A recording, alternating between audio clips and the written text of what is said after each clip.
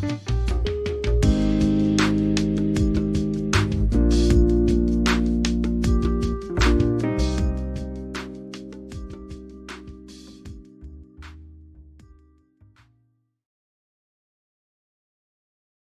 guys, Clumsy here. Welcome back to Clumsy Trucking. Whew, Friday, at least for me. How's it going, everybody? Thank you for joining. Hope you can see me well. Ooh, color matching with the truck. That might be our truck later, depends on you guys. We're a bit open to that, as long as it has Zeemod C16 supported. How's everyone doing? Hope you guys are fine. Have you guys been enjoying the new DLC, the new update from Train Sim World? Have you been trucking? Looking forward to Wyoming? How's it going? What have you guys been busy with? Do we have in chat? Oh yeah, this guy is definitely busy with Train Sim World. Scotsman, how are you, man? How are you liking the update? How different is it? Patrick, glad you made it. Were you in Jack's stream? And speaking of Jack, yar! Sorry couldn't drop by a while ago. I was cramming a bit. How are things? Hey Ark. Glad you made it, bro. Space Hunter, early bird. Goodness, pretty early there, right? What is it, 5:30? Goodness. Hey Dewan. Thank you for joining. Welcome back. Alex, glad you made it, man. The devil himself. Yeah, his temptation will be the one we're checking out today. Jack's never-ending stream. Palaverissimo. Thank you for 5 months. Oi, mate. Thanks, man. GG. Welcome back. And thanks for the resub. Appreciate it. 5 months in total. My goodness. Thank you. Hey, Asib. Early bird today. Glad you made it so early. Thanks for joining, everyone. I think we're all caught up. Yes, I think we're good. So yes, today we will be focusing on 2 main things, and everything else is adjustable. We have 2 non-negotiables today. The Cat C16 sounds from Zeemod is definitely something that I want to drive with. Ooh, new version. What changed? And the second thing is Bart's Stepdeck. I think Mac Stepdeck. Mac is the brand, is it? And then Stepdeck is the type of trailer it is. So 1 second. Let's go ahead and meet Clumpy here. Check out the mods. Oh, maybe we can use the left side. Yeah, I'll keep it for now. And you can't see my screen yet anyway, can you? 1 second. There we go. That should be better. Okay, and then it crashed. Thank you. Zeemod meh. Let's get some music in the meantime. Well, the thing is crashing. Yeah, this is one of the sicknesses I told you about. It's a recording woe. When I capture the screen for Truck Sim, it's like a 50-50 chance it crashes the first time. So let's go ahead and end that task. Make sure to restart Track IR because it won't be recognized anymore in the second run. Yeah, Truck Sim has its quirks, but we've grown accustomed to them and we have learned to adjust. So now you guys should see it, I hope. Let's see. There it is. Okay, finally. Alright. Great to hear you're good, Hazib. There you go. Alright, I think we are good and you guys are banning each other already. Right on. Oh, in the S we did get some updates as well. Road and wind noise got an update. I think most of the updates from Zeemod, most of the mods he updated to add those dynamic acoustics effects. If you haven't heard of that, I featured that in the previous video. The ultimate payware combo, I think, is the name of the video, just released some days ago, where we showed that basically is adding kind of a reverb, you know, kind of an echo, but a good kind of echo makes it sound more realistic and not too static. Let's go with that one. And I'm placing this Let's see if you can see it. Yeah, I'm placing this below. So the road and wind noise sound mod I still have, but I do have sound fixes above it to be on the safe side. So if I'm using a reefer, I can still get the reefer sounds with the reefer trailer sound add-on in here.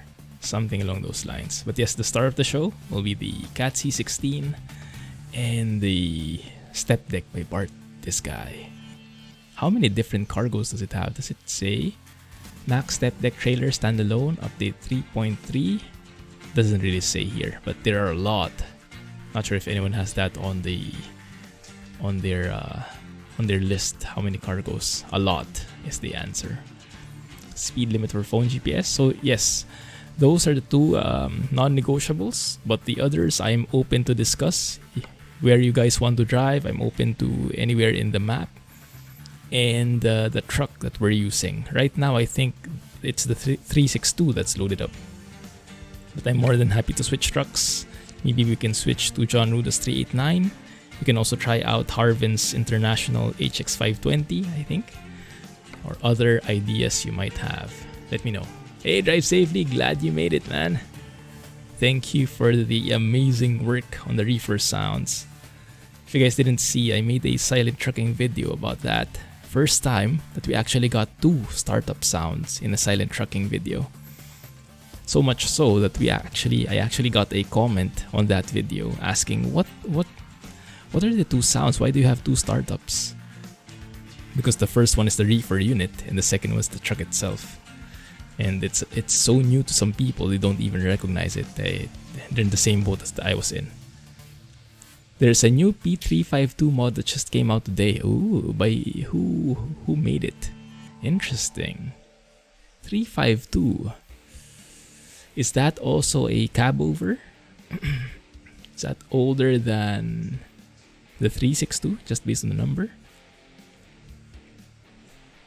Doing great. How is your tracker working? What tracker is that? Syntrack IR? You always need to have lights on for detecting the face. Ah, I see. Classic XL.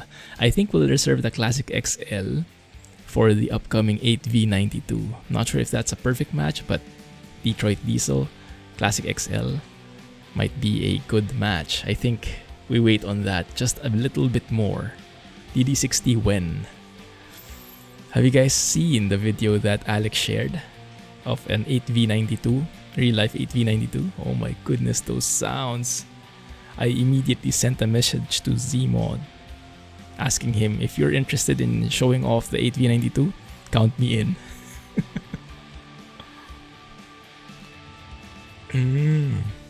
I see. That makes sense. 352 looks like a 362. It's like the 379 and 389, I guess. 30 different loads. Oh my goodness. Okay. 8V92. I know, right? I know, right? Hey, babies. They prefer we call you that, if I can remember at least. DIY track IR by using camera. Is that the same as Smooth Track? Is it the phone app? I've heard that being used in Flight Sim. Very affordable alternative. Not as accurate, but good enough, right? And super cheap compared to the real track IR. Very practical. So, any truck recommendations? We can continue with the 362. We can maybe repaint it a bit. We can change to the W900 maybe, or a 389. Or we can go and set up a new truck, the HX520. Let me show and tell that a bit. Because the 36520, so the HX520 is a modern truck. So it has a very modern interior. Not sure if you guys are into that. This is the guy. This is made by Harvin, available in the Steam Workshop. Also listed in the mods list. Pretty cool looking. Lots of options. Anything that comes out from Harvin, you know it's from quality. Right? The interior is very modern. Same computer dashboard as the Lone Star, I believe. So guys, if you guys are into some modern trucking, you can go with that. Or some other tried and tested trucks is more than okay as well. There we go. Thank you for the link, Alex. That's where I got the B4rt trailer. It's also available in the mods list, which Alex also linked. Alex is on the job today. I was drinking. I know, right? Ruda's 389. Ah, Vabis. Okay, great. Is it Vabis or Vabis? You know, I never knew how to pronounce that. I recognize you now. Thank you. From Zeemod's Discord. That's amazing. 8v92 progress as well. Waiting on test builds. Varbis. Is it? With an R? So a sneak peek won't be too long away. That is great to hear. Looking forward to it. So guys, in case you didn't recognize, that's Varbis from the Zeemod Discord. Amazing stuff. Thank you for dropping by, man. Smooth track using your webcam or camera or the phone. Cool. It's working great for truck sim. It's amazing. Okay, I think we'll switch to the 389 for the moment. Let's see how that's looking like right now. Hope it doesn't crash. Yeah, exactly as in the wallpaper. Can keep this paint job. Why not? Just change some minimal stuff. We still had the Cummins N14 here. It's been a while since I drove this one, huh? Wow. Okay, let's go ahead and pick the C16, this guy. But I want the weakest one, so we have a bit of a challenge. Although with the C16, the weakest one is 575 horsepower. So it's not really weak at all. Not like the Mac R, where every load is a challenge, which makes it really interesting, right? So let's go with that. And I think, let's see. Let me just check that we have some folks. Did someone follow? Oh yeah, Varbis, thank you. Getting late in the UK, I can imagine. Thanks for making it, man. Why is Rex not in the mood? Okay, that's fine. Let's get Alan in here, though. Thanks for making it. I know, yeah, it's super late there. Goodness. Thanks for dropping by. There we go. Now we're complete. How about this guy here? I think we're okay with that one. Okay, good. You can see it's a bit like, I think it's a bit too zoomed in. I probably use this for multi-monitor. So sometimes when I drive offline, when I'm not recording, I set up the triple monitors, and because of triple monitors, I have to set the field of view much closer, or I can. So it's much more realistic. Ooh, perfect weather. Perfect weather. Let's adjust those seats. So someone was asking like what my FOV was. 66 is my magic number. Most of the trucks, that's what I use. And I don't think we need to adjust anything there. Good. You've been using the C16 a lot, but not in ATS, so you actually moved it over to ETS2. Played with the open definition file. Which truck are you using it on? That's amazing. Okay, save that. Let's see. I think we'll need to bring in the trailer as well because it disappeared. That's the guy. Let's go a bit of show and tell on this trailer. There are lots of options. I haven't even begun to explore it. That's how it will look. Maybe you won't need that hood, huh? If we're hauling heavy stuff. But it does look cool, so we'll keep it. So you have different options. Metallic, full paint. Yeah, pretty standard. And then you have a lot of options with the chassis as well. With the axle placement. I'm not sure if you have a slide tandem front that if you can slide that to the back as well. Like if you F7, I have my doubts, but if you guys remember, remind me later when we get out of the menu. Right. And then you have an option to have a color here if you have paintable parts. But here you have so many accessories. I don't even know what these are for, like ramps, ramp support, you know, these things. Not sure what you use it for, but I just picked different parts here. You have 4 options, 2 on each side. It's pretty nice looking. You can change each part. So very customizable. I didn't bother changing it so much though. I mostly kept everything stock. 1, because I don't know a lot about them, and 2, for me the main event is the actual cargo. The Stepdeck is just icing on the cake for me. You can have custom lights as well if you're into that. An underglow. Not a huge fan, but there is that option. Aluminum part, yeah, aluminum part is okay. So lots of options here, and you have all these mud flap options as well. Yeah, the bot is back. DAF 95. Oh yeah, Cat C16 DAF 95. Sounds good. The DAF 95 by XBS, that's a classic, huh? There's an option here for a bit more pimped out version. Yeah, that guy. Yeah, and as I mentioned, I'm pretty happy with the stock one. As stock as possible. I'm more interested in the cargo. So let's go with that. And let's check where we want to drive. Any ideas, any suggestions where you want to be driving? Trailer is clipping the tires, is it? Might just be in this view. I've seen that happen a lot of times. Hey, Cellabones, by the way. Okay, I can't do that. Let's check outside once we get there. Send us a ticket in the server, and if you don't have the roles yet for sounds... Ah, alright, thank you. I'll double check which ones I don't have access to yet. Last time I checked, I think they were still there. But maybe some got hidden. Thanks, Orbis. Alright, so any preference on area? We can pick, maybe it's best to choose like not so long trips so we can have multiple options. We can try many things. With cargo, try and explore them all. And then we'll see. If no one has suggestions, then we'll just start maybe somewhere here. Because we do have pallet racks. What is this? Something injection molding machine. Sounds like a science experiment. Military containers doesn't have an icon. Interesting. Oshkosh hemp camo B. Looks like a military vehicle. Not really familiar with. Looks like something you would see in SnowRunner, wouldn't it?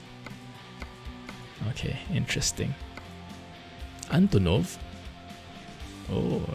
I remember this one. Is this the one you carried, Alex? The most, the biggest cargo ever. 20 tons for that thing. He said it on some... I forgot. Plastic injection molding machine. Yeah, track IR. It looks funny, but it works great. HX520, yeah, we can see.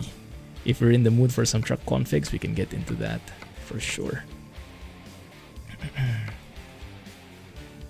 Not a lot of long trips. But yeah, at this point, we can pick anything.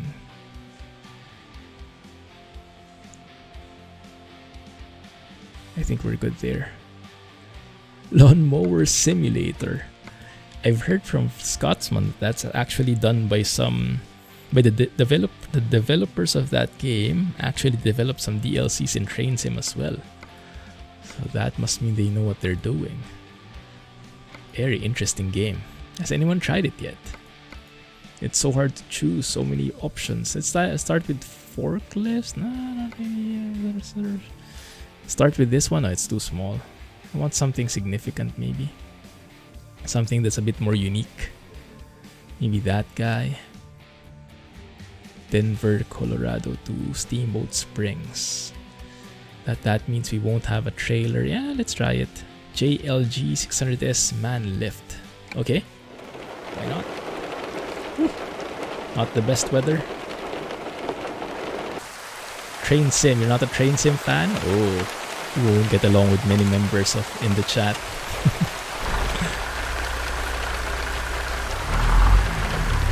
His game suggestions are meh. Oh yeah, I just finished hanging my clothes a while ago. And yes, I hung them in this actual weather. This is the real life weather I have outside my window. And I still hung my clothes. Mrs. Clumsy was laughing at me. But when else would I do it, right?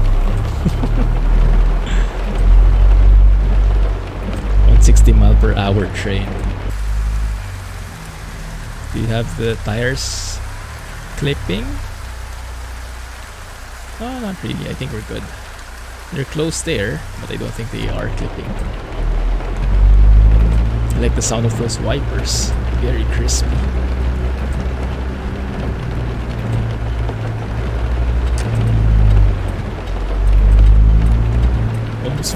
Almost forgot about the indicators in this truck. You can barely see them.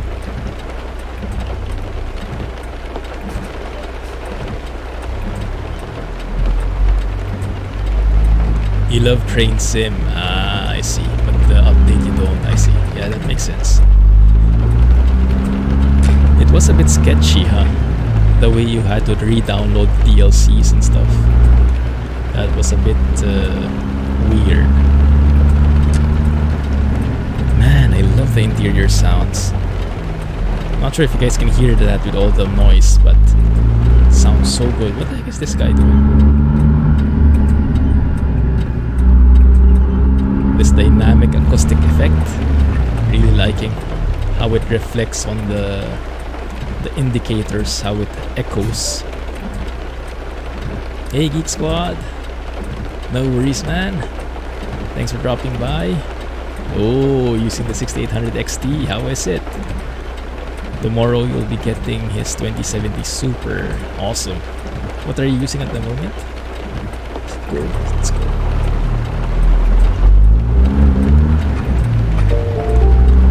Even the shifting sounds have echoes. Thanks.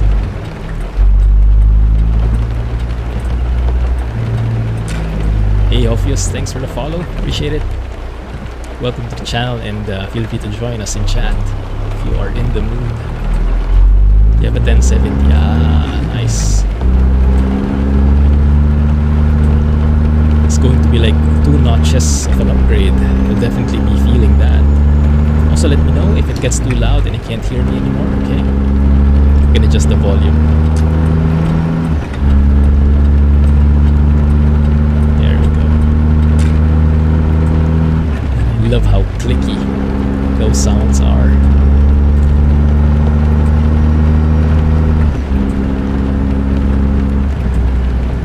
Turned on reverb in the cabin as well. I think so. Let's check it. Let's check it. That's a good point. It should be on. At least I'm hearing reverb, aren't I? 1 second. Oh no, it's not. So I should turn it on. Is it? Does that mean we'll get even more of an echo? Interesting. Okay, let's try it. Let's see if something changes.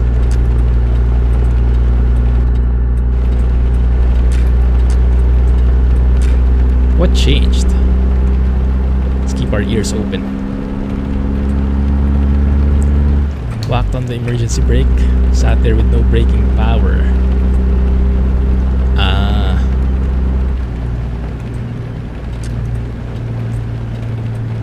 So didn't want to reset anymore. I think that happened to me once as well. When I was testing it out, the new DLC. Hey Slider, glad you made it, man. As promised, we have ATS today, so I can't get enough of Zeemod C16. Okay, squeeze in, guys. Thank you. Not that they had much choice. What is spatial sound, Cellabones? Is that an option in ATS? I don't think I'm familiar with that setting. This is the 389 JW by Jon Ruda. Zeemod recommended it. Do you guys notice any difference when we turned on the cabin reverb? I haven't so far, but it's just as amazing as before, so not complaining at all. Another merge. Not the best visibility for driving, huh?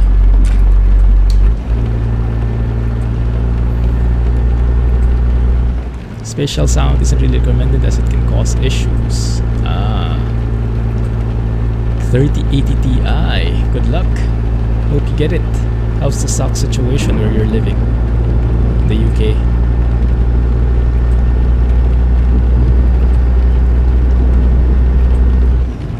one. How's it going?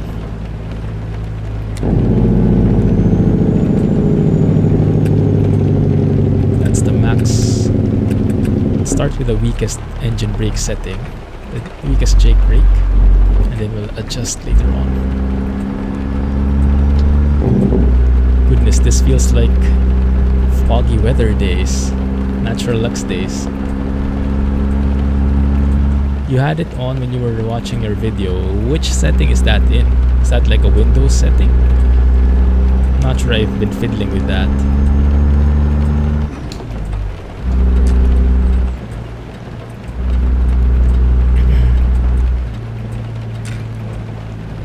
Engine brake, this one. It's something that's unique to trucks, that they have a separate engine brake button. Is that with diesel engines, all diesel engines, or mainly with trucks? Is it this one? Yeah, this is the pickup point. In a normal car, when you let off the gas, when you let off the pedal, the engine brake toggles immediately. But in trucks, slightly different mechanism. So there is a separate button for it. It helps slow you down, so you're not using your service brakes, the pedal brakes, every time. So you have less wear and tear on that. So it's like a additional braking mechanism or slowing down mechanism to reduce wear and tear on the truck. Is that explanation accurate enough, guys? Feel free to fact check. Okay, let's go and look for that load. Well, the load is somewhere inside. We'll have to park and they'll load it up.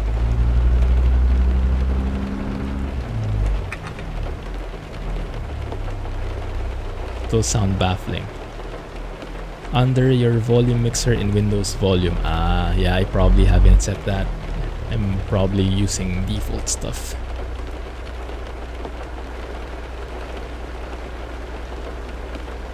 Can't swear. Yeah.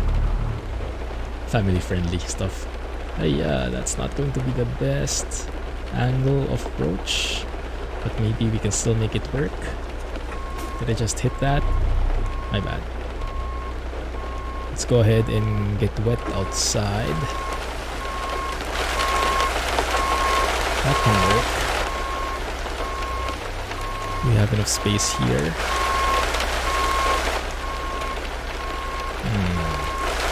It's a bit too much, I think. Let's correct it a bit. 3080 Ti is about 1,400 pounds. Much more expensive than retail, huh? But at least it's available. That's a good thing.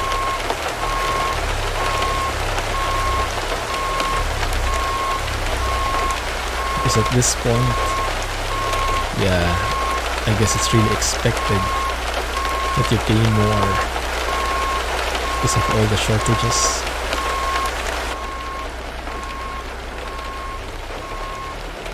Looking good.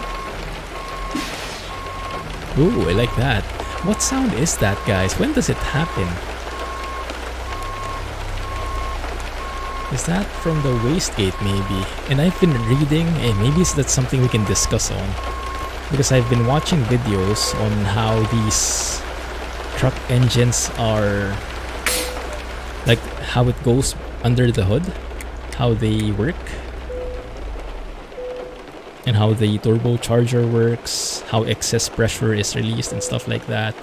And I've encountered several terms. I wanted to check with you guys if you're familiar with it. Oh, it's still raining, dang it. Blow-off valve, bypass valve, wastegate. Those three things. I think the blow-off valve and bypass valve are very similar, just a few nuances. But those two versus a wastegate, I think they're very different, based on what I've seen at least. The blow-off valve and bypass valve seem to be on the intake side, and the wastegate seems to be on the exhaust side of things.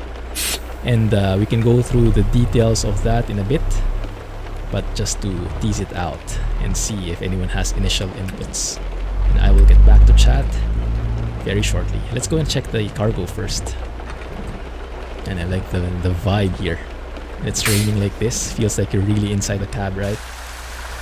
Oh, there it is. Not too shabby. Looks like something from Farm Sim. Oh, this is something. Where do you use this on? It's like one of those mobile platforms, right? When someone needs to fix a lamppost or an electric post. That, maybe. Seems like it. Interesting.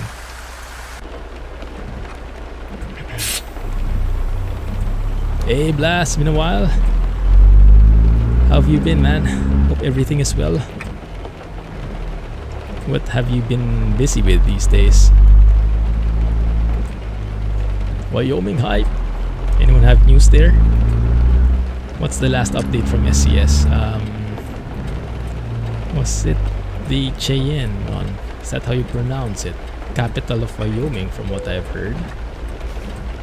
Oh, this is the spot I use for my video. The default anti-aliasing versus Nvidia profile inspector video that not everyone got to watch. It's a bit of a sneaky video. The psh sound is the safety release valve for the air compressor. And the air compressor is there for the air brakes, the air suspension and whatnot. So when the pressure gets too much, a safety valve releases all that extra pressure. That makes sense. So it's not related to the engine at all, more to the air compressor side. Man.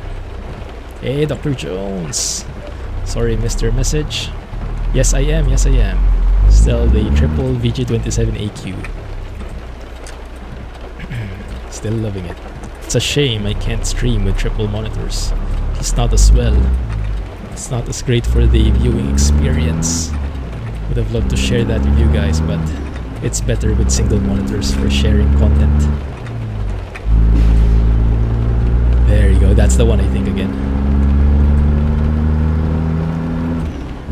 Additional stopping power. There we go. Thanks, Brian. In case of emergency stopping situation. Oh yeah, that's true. The Jake brake is not only, the engine brake is not only an alternate way of stopping, it's an additional way of stopping. Because you can step on the brakes and have the engine brakes on at the same time. So it provides additional stopping power.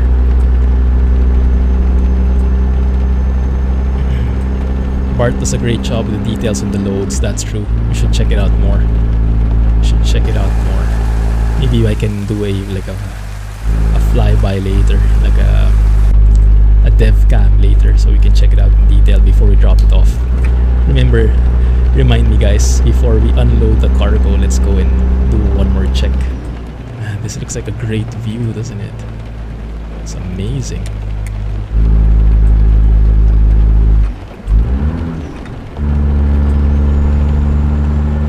Very nice. Been busy out and about. Busy with real life stuff? What? What is real life? Cherry picker?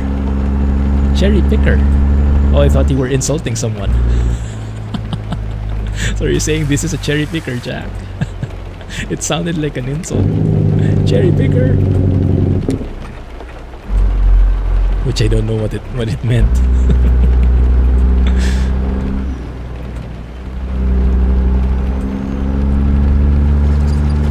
It's a cherry picker basket lift. Interesting. Cheyenne. Oh, Cheyenne, is it? Thank you. My goodness, these places. But yeah, it's nice to get those little bits of information from the SCS blogs, getting a bit more background about the place even before it releases. Cheyenne apparently is like a Native American tribe. Is that, am I getting it right? Oh my goodness, look at this view, guys. Now, the big question, can Wyoming top Colorado in our list? That's going to be, that's big shoes to fill, right? Big shoes to fill with this kind of view. Oh my goodness, look at that. It would have been better without that, how do you call it? This hood right here, huh? Which seems more apt for box trailers. But we can work with it. It's not too bad. Can you guys hear the thunder? Probably not. Probably Nvidia broadcast blocked it, but it's thunderstorms outside. And yeah, my hanging clothes simulator a while ago, the clothes were flapping about at risk of flying out. Man, that looks great. Let's get one view and try how it looks with the sun in. Cheyenne is a Native American tribe. Ah, nice. Yeah, that I learned with the blog post. Nice to hear. Let's get some clouds in here. There you go. Very vibrant look. 3 monitors while playing ATS. Yeah, I tried that, but the experience is not as good. So you can see the screen, but it's not as clear, right? It's I don't know.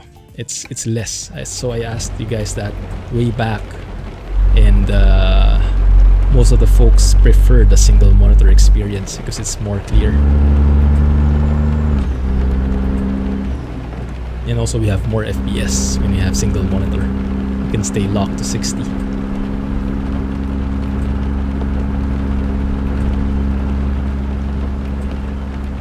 Also got the triple screen setup with the VG27AQ L1A. I'm not familiar with the L1A. Not sure if that's the one I have. I don't think I have that suffix.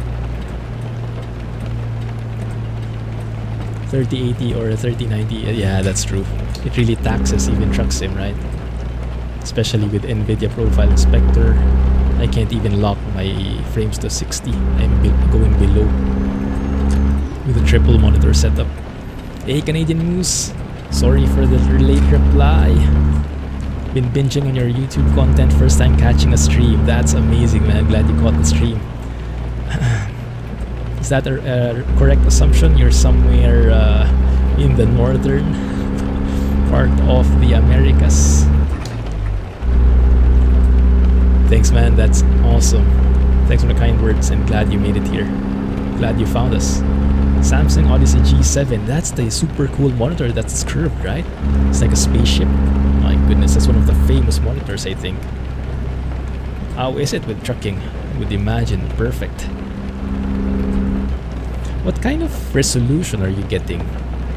Is that equivalent to like 3 monitors, 2 monitors? So do you have like a 32:9 aspect ratio? I think. Well, love that jailbreak.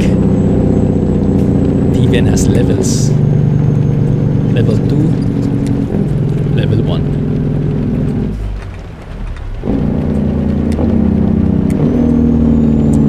That is so good.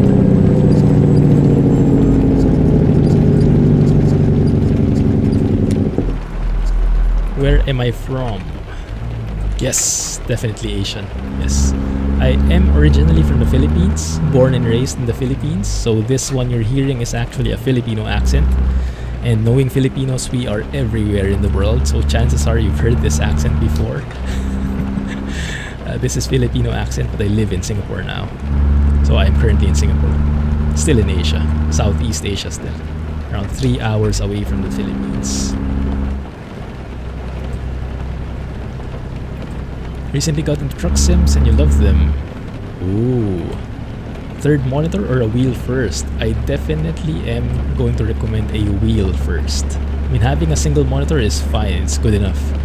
Even more optimized, I would say, in some cases. But having a wheel is I think one of the biggest things you can do to have that immersive experience in a truck sim. I think that has the biggest oomph.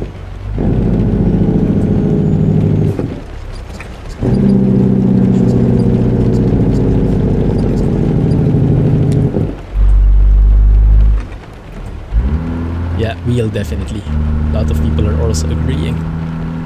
You prefer multiple screens instead of a wide one. Yeah. I also am in that camp, Dr. Jones. Is it fine if I call you just Jones? Just so I won't be so much in a tongue twister. Let me know if it's okay. But yes, I agree with that actually. I know a lot of people like the ultra wides. It's just me personally, I'm a bit like my OCD triggers, because the regions, you have to like have an external app to set the regions, right? If you want to split your ultra wide into multiple regions, as opposed to having multiple screens, you already have regions built in, so it helps with the OCD tendencies from me. I guess at the end of the day, it's a matter of getting used to. But yeah, just from the initial impression, like a triple monitor is a lot more segregated for me. But the ultra wide, definitely a lot more convenient and a lot more how do you say, integrated experience. Easier, right? Just one connection, just one plug, and you have big field of view as well. When doesn't Singapore have thunder? It does happen a lot, yes. But I think the sunlight is also, it's like 50-50, because oftentimes I'm sweating like crazy because of the heat. So yeah, if it's not the case, then there's thunder. G7 is 1440. It's an arc curve. Oh, the G9, is that a different thing? Okay, sorry, not familiar with the models. Ah, I see. So yours is also a 16:9 ratio, but curved one. Cool. 2560 by 1440. I know, right? Arc. The C16. Thank you guys for recommending this to me.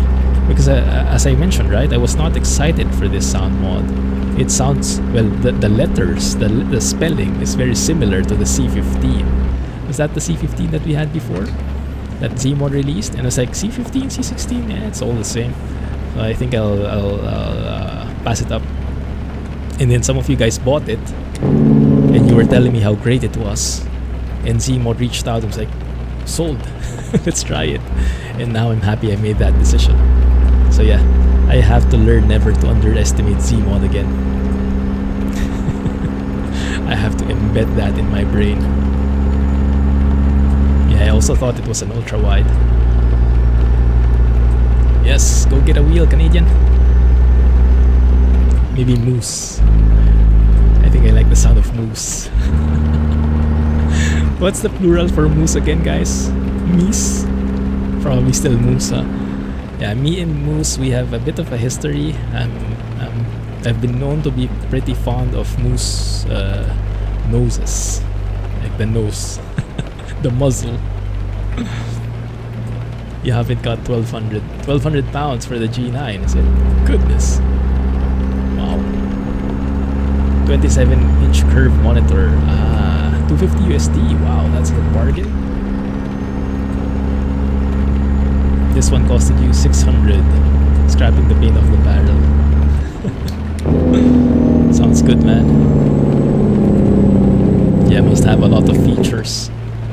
Being a Samsung Odyssey, one of the top tier monitors out there, I think, right? See you later, Geek Squad. Sorry I'm a bit late in chat, catching up bit by bit, but hope you're still here. If not, then you won't hear this anyway. I'll catch you later, man. Stay safe. Curved monitor is really nice. I've never had a curved monitor, so I don't know how it feels. What does it help with? Like, does it lessen the glare, maybe? Does it... Yeah, I'm not sure how to imagine how much of an experience that improves versus the flat one. I'm sure it does, I'm just not familiar with it. Also heading to bed, Jones. Okay, thank you. Have a good night. Thanks for the inputs, man, and glad you made it to the stream. Thanks for dropping by.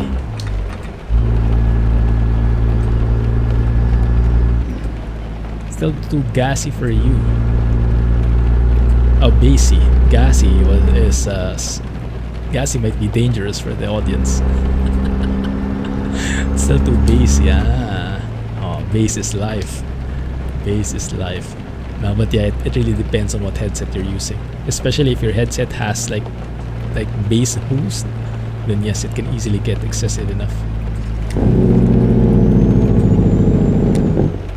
For me, it's just right the level, but that's always up to personal preference.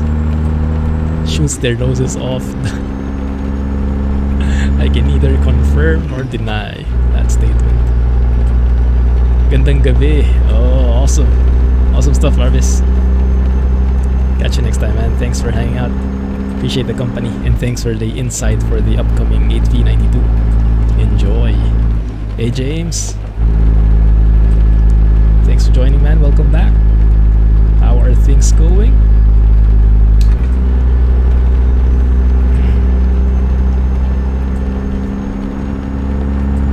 See, okay, I'm almost caught up. Curve monitors match the curvature of the eye for better immersion and easier for the eye. I guess I can understand that. Yeah. It might be more natural, huh?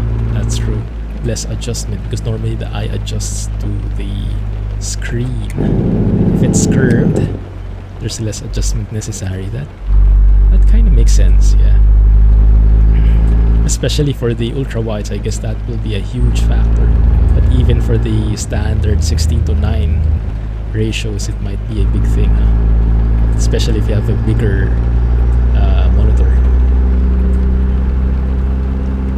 Non-glare overall with a curved monitor. Ah, and 0 bezels. I see. Nice. Fancy. Never-ending stream guy. Never-ending stream? Is that Jack's new nickname? Replacing Rizlag and everything. Oh, it's been raining the entire trip. Very dynamic weathery. Let's lower the jailbreak intensity here. Just want a steady hum. Keep the speed where it's at. This is actually nice, huh? The engine brake levels. It sounds great, and it's an awesome function. So you can vary the intensity of how much you're stomping. For the trailer, there you go. I think the trailer is 18 USD if I remember correctly, 18 USD. So it's not the cheapest thing. But yes, lots of entertaining cargo, and we'll be looking at that more for the rest of the stream. Not sure about you guys, but I'm enjoying the truck.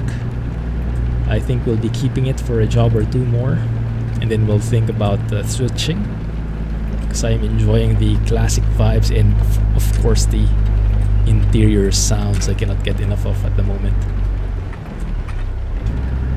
Screen is situated at the same distance from the eye. A flat monitor has different distances. That makes sense, yeah, the diagonal, right? The angle from your eye straight is shorter than the angle from your eye to the edge of the monitor. So the bigger that monitor is, the bigger that discrepancy with that distance. But if it's curved, then it can be the same distance overall. Makes a lot of sense. Right. That probably helps with the visibility and the quality as well. Cool. Makes a lot of sense, thank you. His stream ends, it's just the game that won't. Oh my goodness, that happened yesterday, guys. I'm not sure what happened, but it happened to me yesterday. It's not the game, but more my PC kind of got confused. Like, what is this train sim stream? So remember, we finished the stream, right? I ended the stream, ended the recording. Actually, even OBS had trouble already. Like, you know that button and you stop the stream and stop the recording? Ooh, cable cars. Nice touch. I like it. I have a story about this. I'll tell you guys in a bit.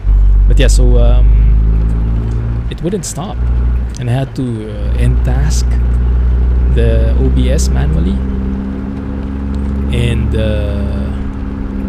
I was kind of nervous if the recording would disappear. Thankfully, it was there. It's working. And then all the applications in Windows, even like Task Manager, Control Alt Del, were not working.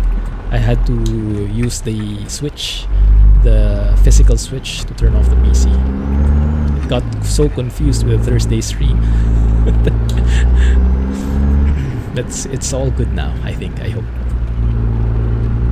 Might be a trend. There's Zeemod site for the Cat C16. True force. Please no. Oh yeah. My oh, this is the one, right? This is my stop. Yeah, that's the one.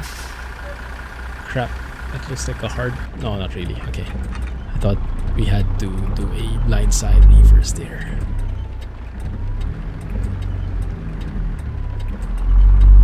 One more question. Thrustmaster or Logitech? That is a big debate.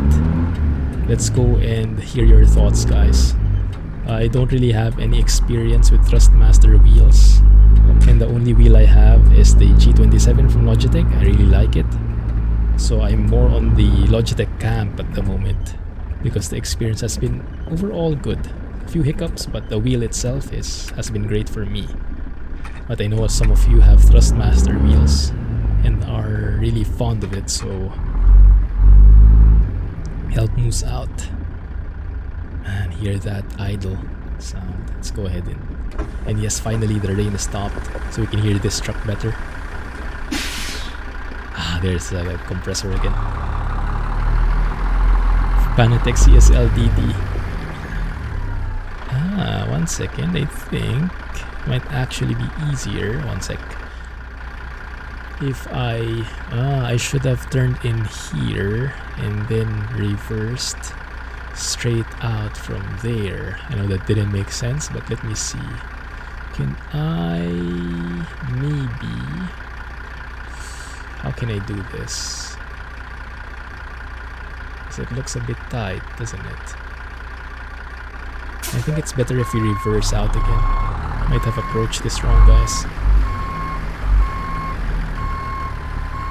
Yeah, hopefully not today.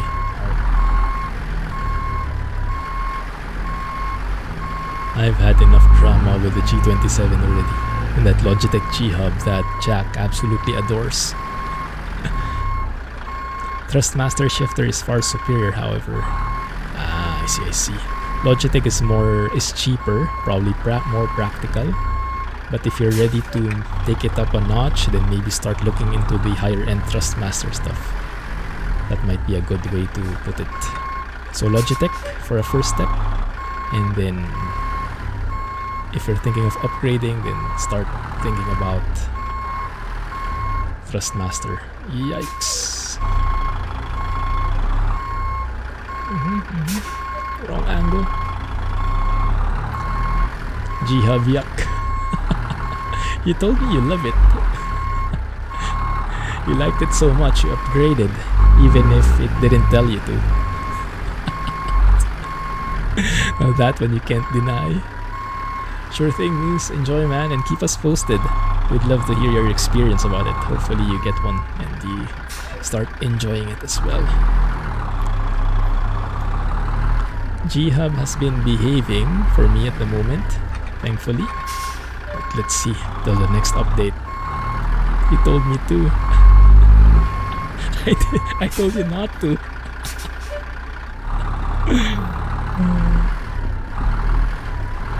Only Alex would troll you so bad. Oh. Alright, that's the one. That's the angle I like. Man, that engine sounds so good.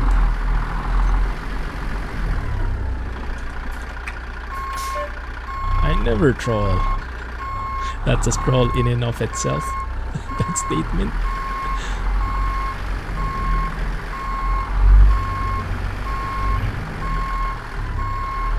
Thrustmaster because the 2 Logitechs that we got were broken out of the box. Oh, the one, that's an awful experience. Which wheels were those? I would say you're extremely unlucky, but that might be a very good watch out.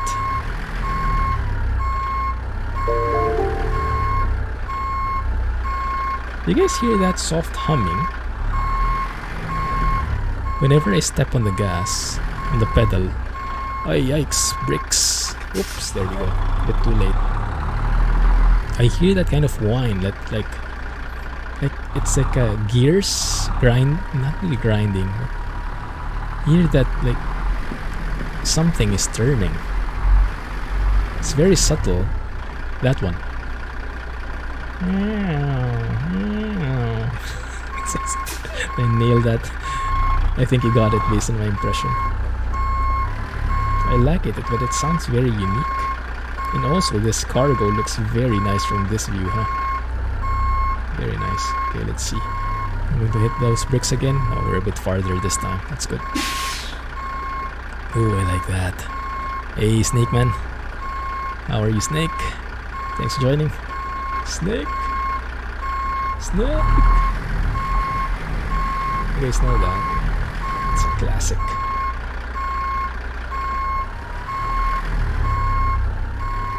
Back from my PS1 days. Sorry guys, I have to focus a bit on the parking, but I'll get back to chat in a bit. I hope. Okay, that looks good. Actually, that looks a bit excessive, so let's straighten it out just a tad. Sound effects. Who needs Zeemod when you have organic sounds?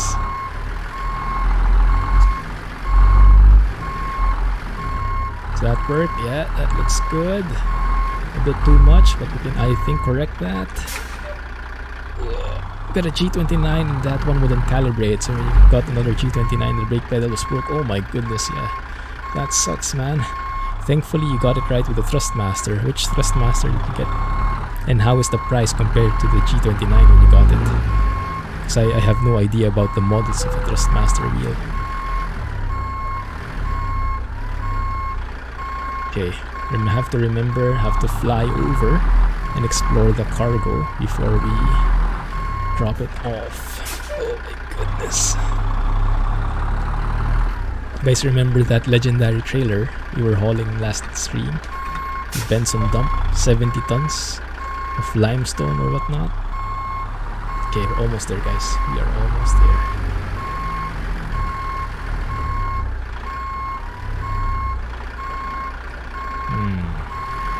Not as good as I would want, but I think that will be accepted. Let's see if the game will give in to that one. Don't think so, to be honest. I think it's a bit too far. Clip. Side panel. No. No space for a side panel. No. Nowadays, I tend to look for peripherals that I can use for multiple streams, multiple sims. Like, as much as possible, if I buy something, I'd like to be able to use it for all the sims that I'm using. So, like the throttles. I would have hoped I could use that for truck sim, and I am using some of the buttons, so that's great. But it has to be that kind of consideration nowadays.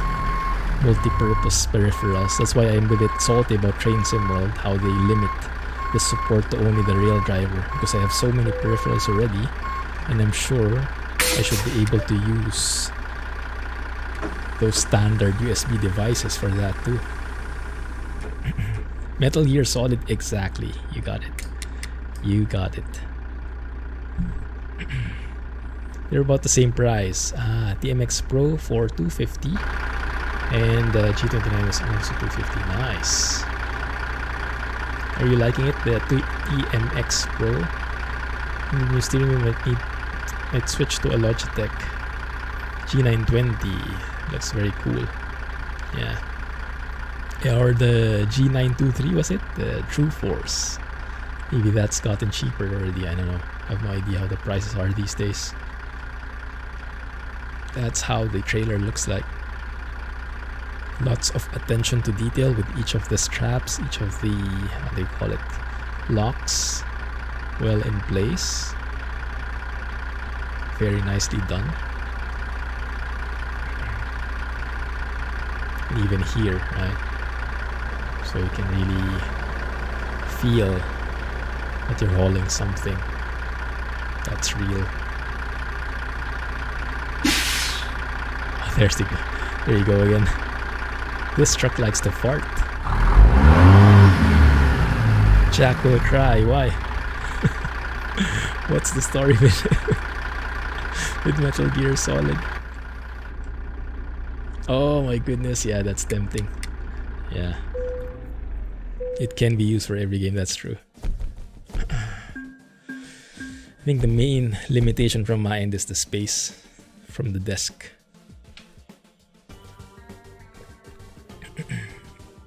But I think I should have enough buttons at least. I have a stream deck with 32 buttons if I need.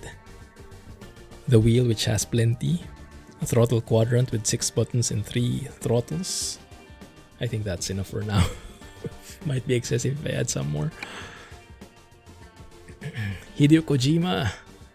Ah, it's the same guy. Yes, the what do you call it? The walking simulator, right? Oh, what's the name again? The name eludes me. Oh, is it time for the Tonka toy? Oh my goodness, we can go with that. Yes, we can crawl our way westbound. The heaviest load ever. Lots of them here. Let's go with that.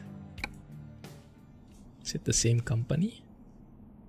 No, it's not. Okay. Death Stranding, there you go. Meh.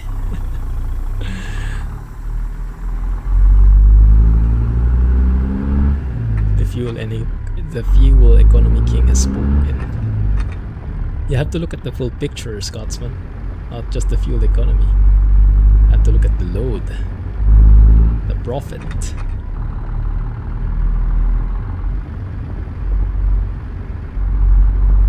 Yeah. Train Sim World confused my PC. So much so that it couldn't even open a browser. It couldn't even open the task manager.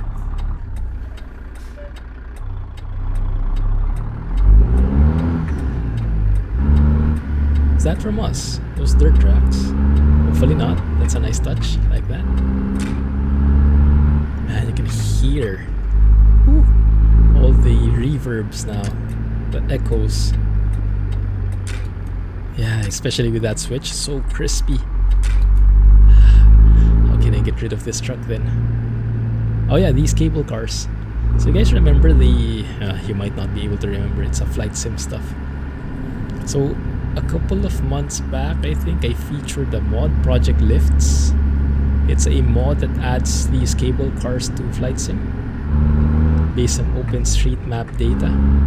The author reached out to me and thanked me for featuring.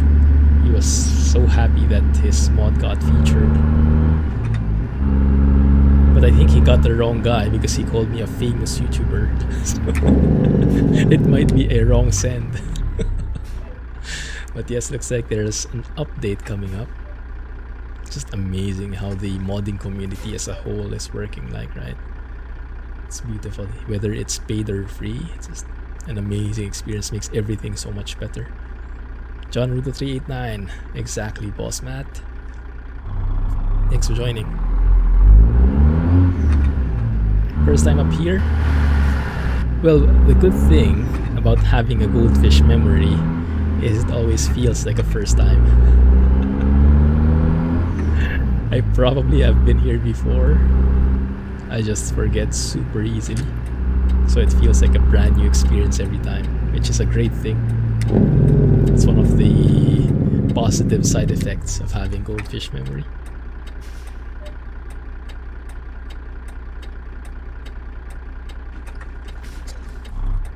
It's crazy how low AMD high prices change on the steering wheels, because right now the TMX Pro is 400.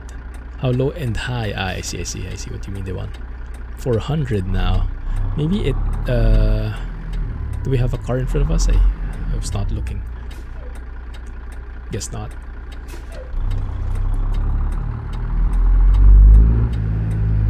Is the TMX Pro still in production? Because that's one of the big factors with the price. I love that exhaust kind of thing. Yeah, because that's one of the factors, right?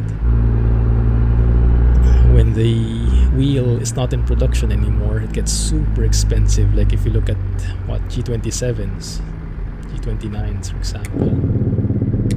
I got lucky with my G27. I think I got the last G27 here in Singapore.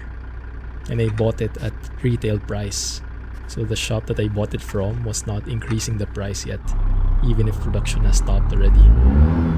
And they were even asking me, why are you getting a G27 instead of a G29?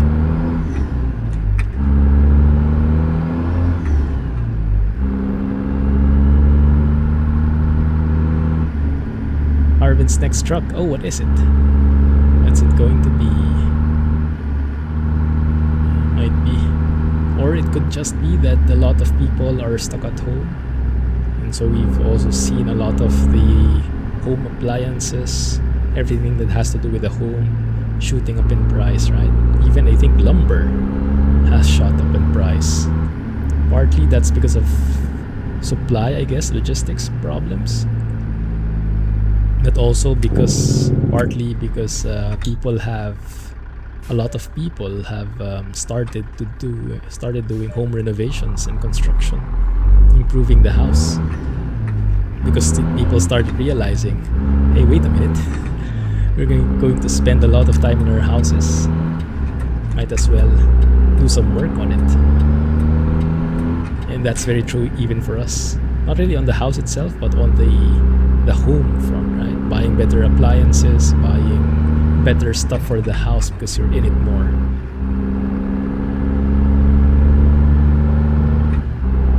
And then couple that with all the supply constraints we have, and you have yourself a perfect formula for higher prices overall. Hertz, is that the car rental company? It sounds familiar. Very nice. Hey Tucson, how are you doing, Rob? Doing good, man. Thanks for joining. How have you been? Just enjoying the sounds from Zeemod C16 engine sound back. First wheel was the $99 Hori racing wheel. Oh, I'm not familiar with that. I think I had a wheel before, but it was like the super cheap variant. Maybe it had like a 45-degree angle, or how do you call it? Angle, freedom for the wheel. It was really bad. It was so bad. So when I got the G27, I didn't know that it was so, how do you say? It felt so real in comparison, you know. Having 900 degrees and whatnot, having force feedback, felt so real compared to the cheap steering wheels in the market.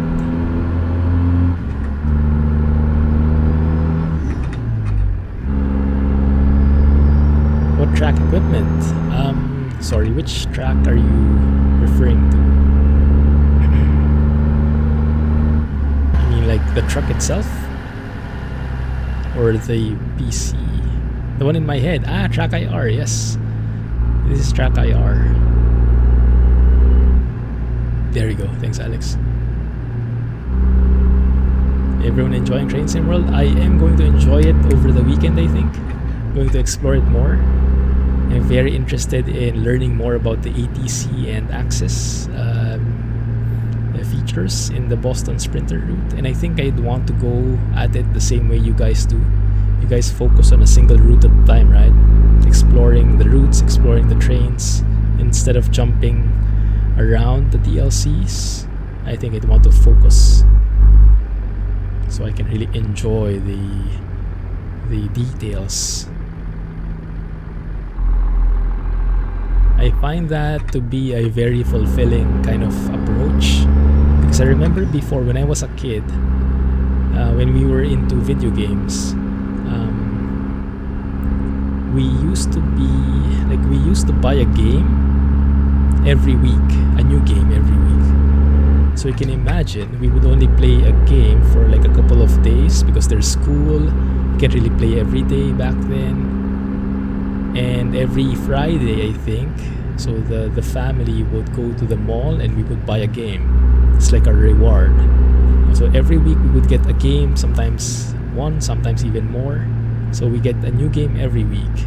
And as a result, we had lots of games, and that sounds good, right? From lots of games, why not? It's a good thing to do. But the side effect is we didn't have enough time to really explore and enjoy the games. So we almost never got to finish any game, especially with those RPGs, those story-driven games. We barely got to finish anything, and we barely got into the depths of the game mechanics of any game. So we were basically like just touching the surface of each of the games that we were playing. And then later on, because back then those games were being paid for by my parents, like we were spoiled in that way. We were getting money for the games, so it was no consequence at all. But when I started paying for my own, using my own money, it's like, oh, that's too expensive. No, just one game at a time, one game a month maybe, and then I have to pay for it with my own money. Oh, that hurts. I have to make the most of this. It really changes things, right? When you have to pay for your own things, you start appreciating stuff more. So those games that I bought with my own money, I really finished. Like from start to end, I maximized it. And if it's a good enough game, I got all the achievements, I got all the trophies. I think in the PS2 world, I finished it multiple times, and so I know I got my money's worth. And from there, I started appreciating the quality over quantity mentality. It's a good learning experience, very different. It's nice to see the different points of view, first world problems. Yeah, exactly. Yeah, it's lucky in a way, that point. I had access to that and didn't have to spend my money. But actually spending the money on my own, it hurts more when you're shelling out the money during that time, but it actually feels more fulfilling afterwards.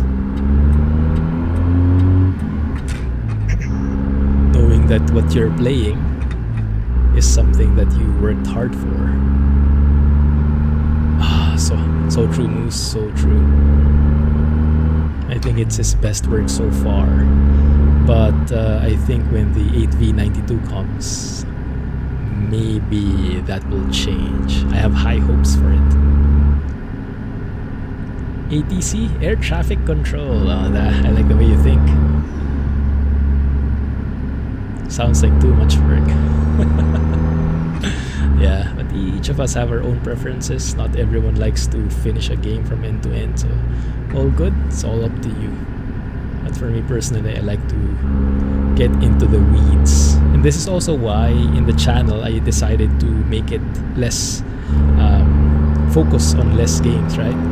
I only play right now 3, before only 2, truck sim and flight sim. Now we add train sim. But yes, not adding so much there, because I really want to get into the details. And some people like it differently. That's all good. Isn't annoying at speed. Like screaming at you annoying. Say what? Annoying. It might be. I don't know. I hope Zeemod finds a way to make it realistic, but not too realistic or not too screamish, which might be realistic, right? I don't know how. Let's hope he finds the right balance. That bubbly Jake break. Random games on Wednesday, yeah. I personally don't so much. I'm pretty happy with the focus, but yes, I can understand why some people would miss it.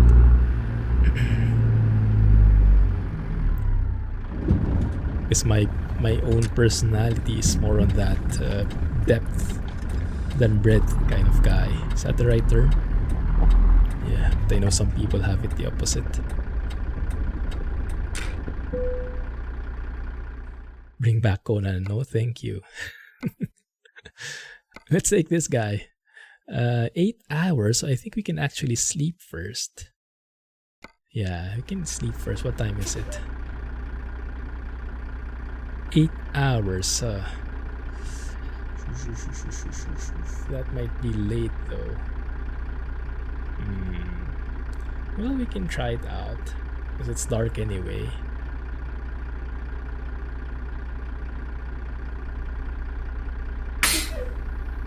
I have Maybe a simple question for you guys. What is the difference between a jake brake and an engine brake? Because from what I understand, the jake brake is like a brand. It's like a type of engine brake. Or is the mechanism completely different? A trade name, okay. Alright, good. Because I've heard Zeemod say like the Mac R doesn't really have a jake brake. But it's an engine brake still. So it's just has a different brand, I guess that means, huh? You have more disk space. Yeah. That's great to hear. Hey, Rohan. How are you, man? Let's go and sleep, guys. 1 second. Let's do the magic. Catch you in a bit.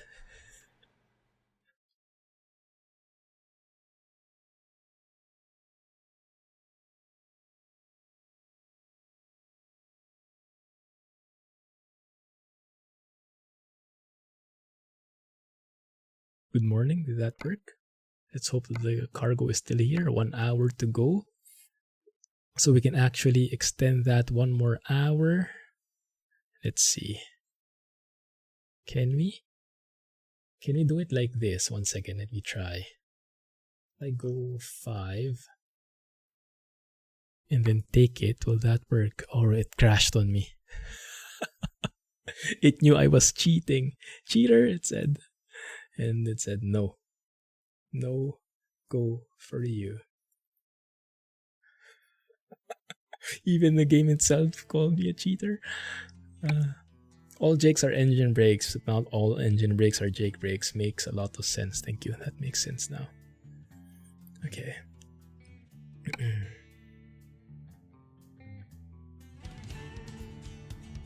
More disk space, more DLC. Yeah.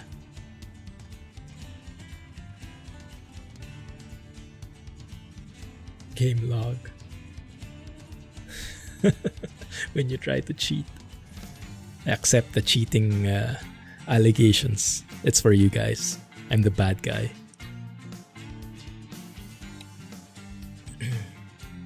Still night.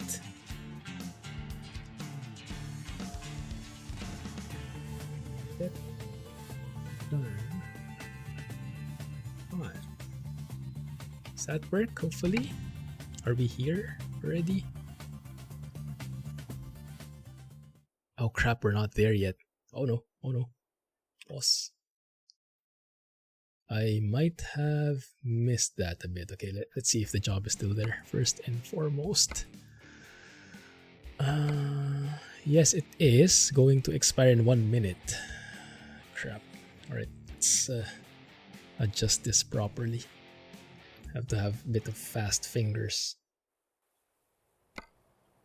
Okay. I think that works. Let's see. Oh crap, I don't see anything. That might be hard.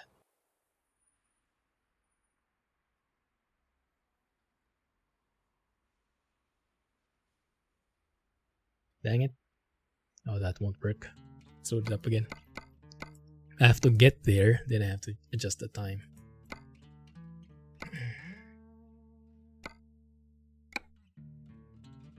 Hey LL, how's it been, man? What have you been flying? Right, let's get this.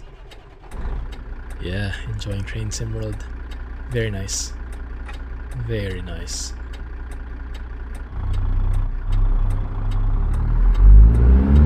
Lots to learn.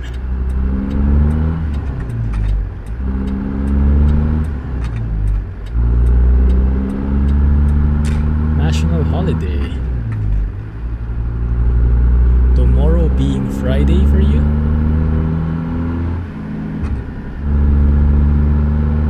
It's great to hear. What's the occasion?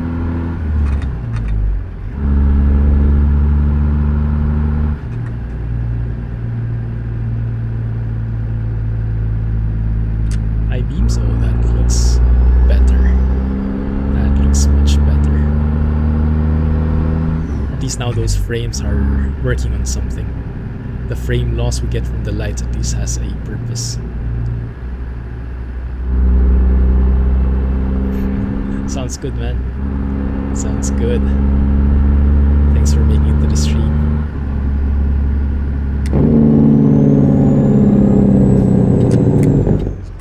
Are you looking forward, LL, to the, what was that? The real taxiways from Just Flight? I might have some news soon. Keeping my fingers crossed. We'll see, I'll keep you posted. Ooh, that sound. Beautiful.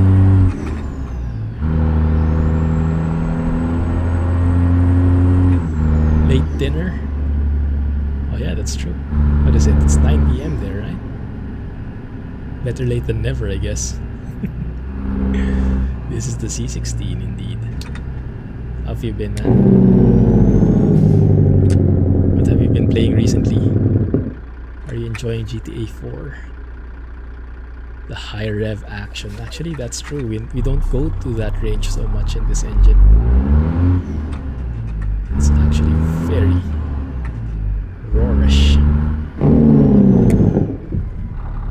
That's true, LL. That is true. Yeah, I also don't fly often in the US, but I think I will happily change venue to explore it a bit more. Okay, here we are. So what I can do is, before I cheat, and this time there will be no pretension, let's just jump straight to it. Set that to 5, and then we set that and get the cargo. There you go. Take it. So that it won't be dark. A lot of PC building sim. Oh, nice. Are you doing career mode? Or are you doing it the free build mode? Looking forward to the next episode of our PC building simulator series. If you guys are not familiar with that, I'm actually making videos for PC building simulator, and I'm posting it. Actually, I'm not the one posting it. And I have a tie-up, a sponsorship with the regular corp guys, the developers, PC building sim. So I record some videos, I send it to them, and then they post it in the official PC building simulator channel as a let's play series. I think we're at episode 8 now. Yeah, should be coming out soon, I think. Is that the one we're hauling? The one we're hauling, guys, might be a tad smaller than that, just a little bit. I think Alex knows what it looks like, but it might be a smidge smaller. You'll see soon enough as we load this up. This is the most interesting load I've ever seen. The train sim stream, it went amazing actually. I kind of screwed it up at some point. Went past the red signal, went past the platform, but eventually we finished. The passengers kind of got scared and confused at the same time. I like the lights on this trailer. Very nice lights. Wow. Okay, I like that. Does he have his own flares and everything? It does seem like it, huh? Doesn't look like the standard flares to me. B4rt's trailer. Way behind on the GA Flight series. I think we're at episode 8 at the moment. No worries, man. Catch up when you can. I'm hoping to record one this weekend, because I haven't done one this week yet. The weather seems pretty bad. Let's see if that kind of weather stays. But if ever, it will be a full-blown IFR flight in IMC, I think. Minimal visibility, just the way we like it. Thankfully, in the tropics like this, it's going to be barely any icing problem in the altitudes we're flying at. That's so bad. That reverse engine purr. Hey Sparksaw, how's it going, man? B4rt has his own flares. Nice. Oh, right. I enabled that one. Cool. Thank you. Yeah, that's on the top of the load order, right? If I remember correctly. Very nice flares.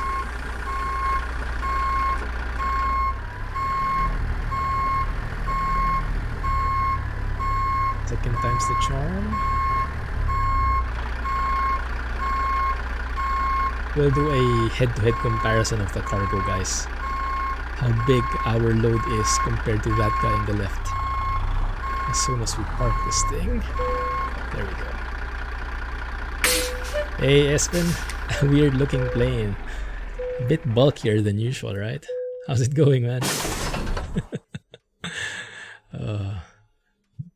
Are you in the F14 club? Just released. Unfortunately, I'm not qualified enough to fly the F14. Guys, see the load? You don't see it? Why not? It's humongous. So this is... Wow, that's fast. Where are we? 1 second. Where are we now? Here. So this is the guy, right? This is the big guy, the big brother. Our load is a tad smaller. Just that guy at the moment. Oh my goodness, what a troll. But this is, yeah, there it is. Massive. But it's actually 20 tons. It is a Tonka. What is a Tonka anyway? Is it a well-known toy brand? Because it sounds familiar. I think I've seen it in Toys R Us or something. A Tonka truck, right? Oh my goodness, I could have carried that on my seat. Although it being 20 tons, maybe not. It's a nice Easter egg though. I saw this the first time from Alex's screenshot. I was like, oh, he's not hauling anything. And then did you zoom in or something? Oh, he was. A Tonka toy is a very well-known brand. Ah, I see. There you go. The F14 is your favorite warbird. Oh, cool. Great. Yeah, unfortunately, I don't have any experience flying military planes. And I'm not sure I want to get into it yet. Might be too much for me.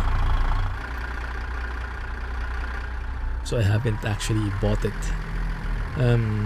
Scott from Just Flight actually asked me if I wanted a copy. I said no because I probably wouldn't be able to do it justice.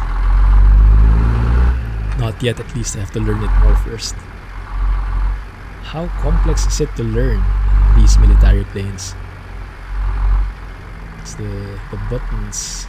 And I guess it's the speed that I'm mainly worried about. I might not be able to handle the speed.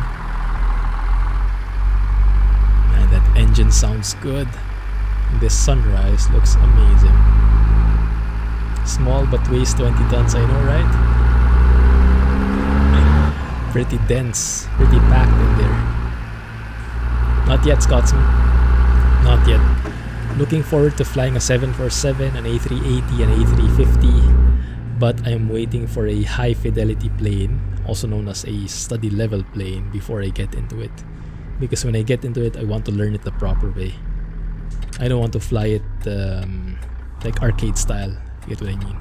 I want it to be a full-blown simulator, reading manuals, learning the correct procedures and whatnot. Unfortunately, we don't have such kind of mods yet. In X-Plane, I think there were a few. They're not at that level I would hope for though. So I've never had a chance to fly the big planes yet. A380, Rohan? By whom? Oh yeah, the fly-by-wire guys I think are working on it. Yeah, we'll see how detailed that is.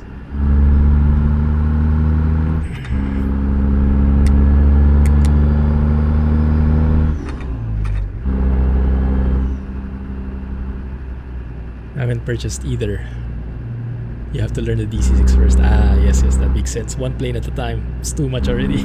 The DC-6 will be a handful. Yes, it will take some time already. That's a good choice. And maybe by the time you're ready to learn the next plane, it's on sale already, right? It's a very good technique. And you guys hear that? The turbo, the jake brake actually engages the turbo. How does that work? So wait a minute, let's review. How does a jake brake work? Or an engine brake for that matter. When you toggle it on, I forgot the intricacies of it. What happens? So we have a 4-stroke engine, right? Let's go with a 4-stroke engine. You have 4 faces in the cylinder, right? The intake, the power, the I can't remember. Intake, you have the power, you have the something, and then you have the exhaust. The compression. Is it compression? Intake, compression, power, exhaust, something like that. There you go. This is the engine brake sound. Level 1, level 2, level 3.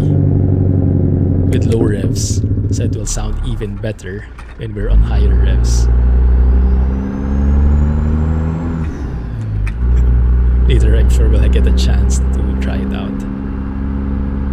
So when you turn on the engine brake, if I remember correctly, what it does is to... Oh, what does it do? It removes some of the air, I think. Does it? So that the power isn't as powerful. Remind me, guys, how it works. And then from there, I'm asking that question because I'm interested. Why is it that when you have the engine brake on, you're hearing the turbo spooling? Because I would have understood the turbo would spool when you're stepping on the gas like this, because you're allowing more air in, so there's more exhaust. The turbine is spinning, the exhaust turbine is spinning more, and so you get more air compressed, so you hear that turbo whine. But if you have the engine brake on, why would you hear the turbo whine as well? Interesting. Coupon code for Zeemod's website. I have not heard of it yet. Do you guys know if there's a giveaway? I think they had the giveaway at some point. You can try if that works. I have my doubts if it will, but you can try. So let's hear it, okay? I'll trigger the jake brake. Hear the turbo spooling still. Hear the whine. There it is. Very nice, yeah. The giveaway guy got awoken. He woke up.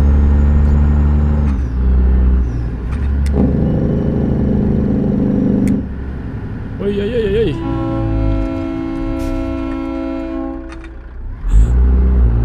Okay, see that AI maneuver? Asking for trouble. That's something that you see in the movies. That kind of behavior. Waiting for the true whine explanation. I'm waiting for the guy.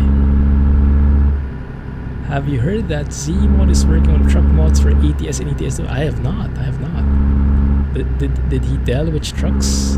I know that he's releasing a trailer mod soon. The one for ETS2, right? What do you call it? A tipper trailer or something?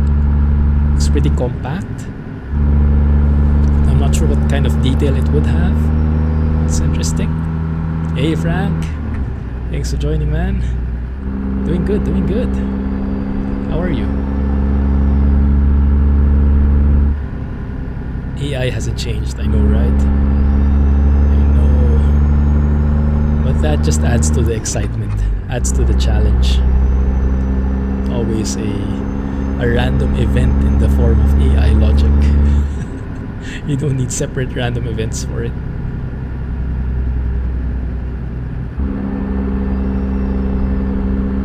He hasn't hinted yet. Interesting. Venturing into modded trucks as well, into actual truck models. Well, we'll see, we'll see. And for sure, those should have nice sounds, right? It would be disappointing if he made a truck mod that came with vanilla sounds. That would be very ironic, but who knows, maybe that's part of the plan. Maybe you have to get his engine pack separately to get the full package. That would also make very sound business sense, but not sure if the fans would like it. We'll see. We will see. Looking forward to it. Haven't played ATS since Christmas 2019. Ban that guy. Just kidding.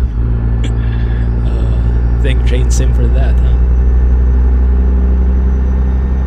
Oh, I think Jack needs to flex his soared a little bit. Well, I don't think you'll find any target more perfect for that. But I'm not saying yes, I'm just not saying no.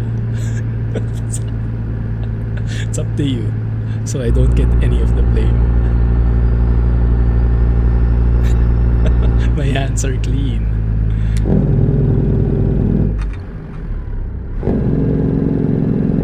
Good. So this, I remember, where was it?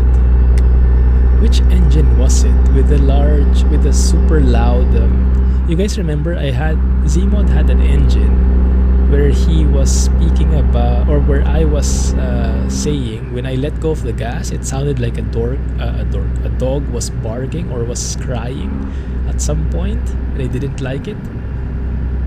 And we were thinking if it was like maybe the wastegate sound, or maybe it's a blow-off valve sound, but it's a sound from one of those, right?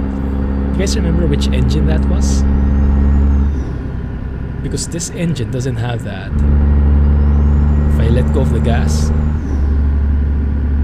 yeah. Also, I just noticed we don't have the, you guys probably reminded me and I missed the message, the telemetry. Dang it.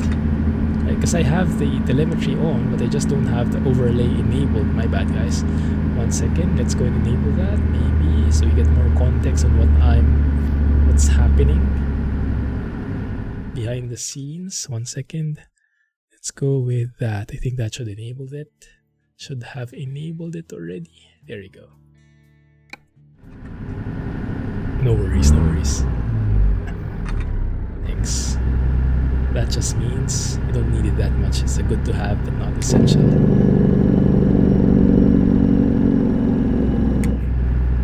Scott's one selling his train sim DLCs. Not a chance. Doing good, just chilling. Going for a drive yourself in ATS. Nice. What are you driving with? Truck and sound mod. If you don't mind sharing. That's great, Frank. Thanks. Glad you caught us live. Thanks for joining. Appreciate the company. Sulks. Blame Alex. Welcome to Utah, guys. Life elevated. That's a very nice tagline. Train Sim World, meh. No, Train Sim World is good.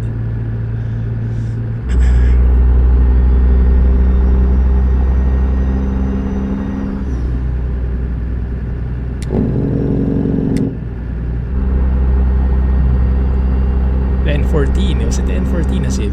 Okay, thank you. Oh, yes, you're right. I think you're right. Yeah. When you let go of the pedal, you hear that like crying dog sound, which was scary in the beginning until you recognized it. But yeah, it's all quite interesting. So as I mentioned, I've been watching videos about it, and I wanted to learn more about the underpinnings, the under the hood activities. What's really happening inside the engine? Why we're hearing the sounds we're hearing? And I think, I'm not really sure, because how would you say, maybe we should start there. Are you guys familiar how a turbocharger works? That turbo whine that we're hearing, how it works and what it's for. Maybe let's start there, so we can all be on the same page when we discuss this. I'll try to explain from my point of view, but not being an expert, it might have some gaps, so feel free to fill in the gaps, okay, in what I say. Oh, look at this. It's Barney. Oh no, it's just his cousin. It's his cousin Bernal, I think. Almost forgot about this.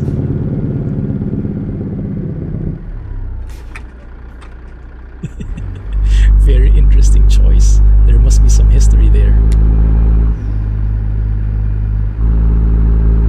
Holy N14. Oh my goodness.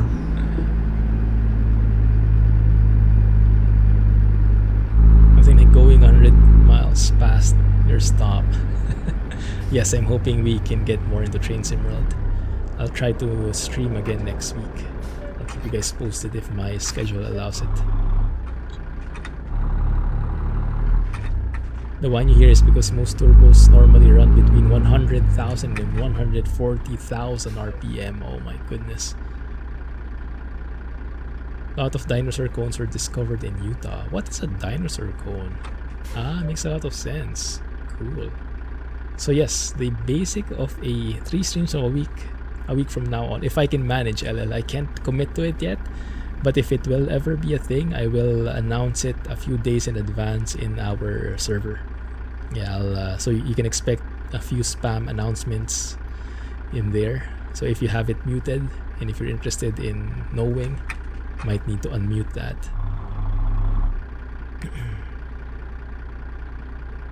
Oh, bones. Okay. I see. Yeah, makes a lot of sense. Might be. And that comment came from Sella Bones. Very fitting that he knows that, doesn't he? Isn't it? And ping, definitely the ping too. No, my suggestion, guys, is the announcements channel in the Discord server. You can do a right click there and change the notification just for that channel.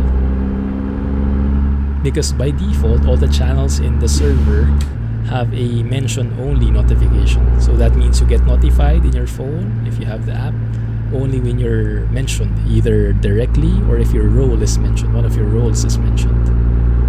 But I would suggest doing a right click on the announcement channel and changing the notification to all my messages, all posts in that channel. Because sometimes I don't ping roles there, I don't ping, sometimes I just post there. And if you have it to mentions only, you won't get notified that there is an announcement. Because some people don't like the pinging. So at least you have a choice. Are we here already? That was fast. A Tonka truck going to Home Depot. Why not? Flight sim and train sim. Probably not. I do want to still focus on flight sim mainly. Train sim I'm starting to get into, but I don't think I want to sacrifice flight sim for that at the moment.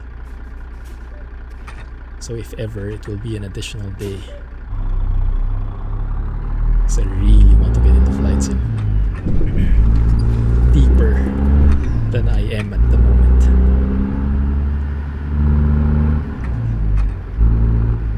It's what's left when the dinosaur dropped his ice cream.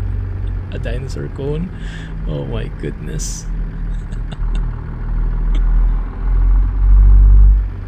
Waiting for the clock to reset from saving time. Oh yeah, right. That comes in October, right? The DST shift.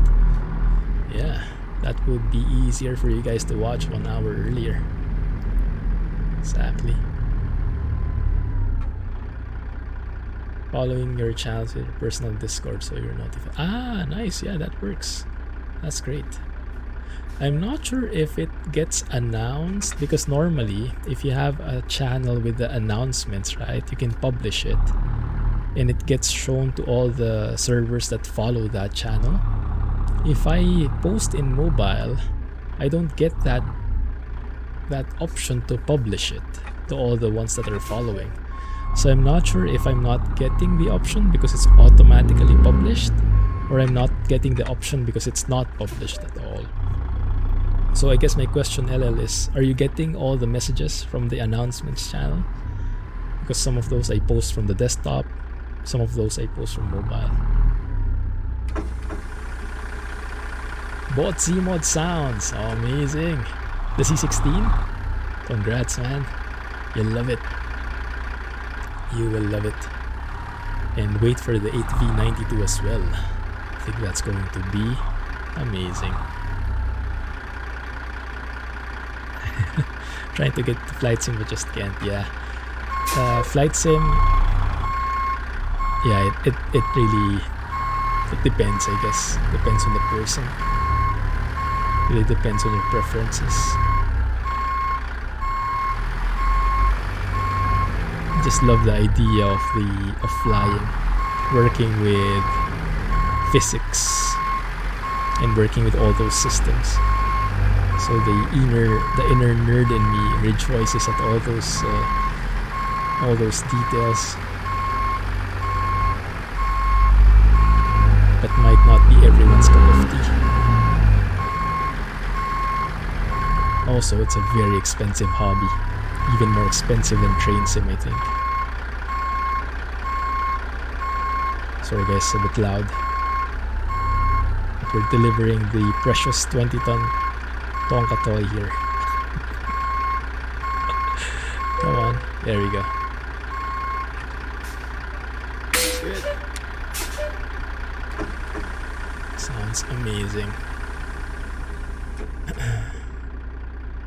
C16? Oh, you also pre-ordered someone went shopping? Congrats, man. Oh my goodness. I'm sure you'll love it.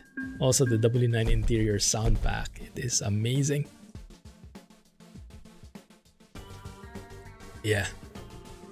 It can get very detailed, Scotsman, that's true. There is a Control E to start up the engine on its own. I think that works for the most part. If you're not a fan of the startup procedures, you can skip that. So it's great that there are options for different preferences at least. I think Control E works if you're in MSFS. I think, who was it? Sansemiano does that a lot. If he buys a plane and he's not familiar with the plane yet, but he wants to know how it feels, he just presses Control E, gets on the air. And then he'll study the startup procedures later. Okay, next job. What do you want? Galvanized square beans. Beans or beams? Beans sounds different. Okay. Going north or going south? Let's go south this time. We always go north to Washington. For now, to Salina. That might work. A favorite train loco? Unfortunately, not yet. Drive safely because I don't know. I barely know anything about them at the moment. I would love to, but not yet. So far. Oh, interesting. Galvanized metal beams, I would call it. It even has wrapping and everything. Nice. Hey, Rosala. Welcome to the stream. Let us know if you have questions. If you're looking for something specific, you can try and help out as well. Interesting wrapping here. You can't see the beams at all, huh? Nice wrapping work. Makes a lot of sense. So it's protected from the elements. Those tarp loads are skinnable. Wow. Yeah. It does seem like it's beams than beans, right? Ah, what kind of mods? So the truck is the Peterbilt 389 from Jon Ruda. The sounds are the Cat C16 from Zeemod. And the trailer is B4rt's Stepdeck, Max Stepdeck. Those are the main things. And yes, they're in the mods list if you are interested in checking out the respective links. These are all payware though at the moment, these three that I mentioned. Those three are all payware. But I would say they're well worth the money. Thank you guys. Doesn't train at all, not yet. Getting there. Bit by bit. Yeah. Yes, I think so, Scotsman. I think it will be a thing eventually. At the moment, I'm still at that vanilla stage. I don't want to mod anything in Train Sim World yet because I have plenty. I have my hands full with just the vanilla content. But yes, when I'm done with vanilla, when I start craving for more, I think I will get into mods as well. I didn't even know you could have mods in Train Sim World. But yes, I saw your discussions in the Discord and I was surprised that there was something.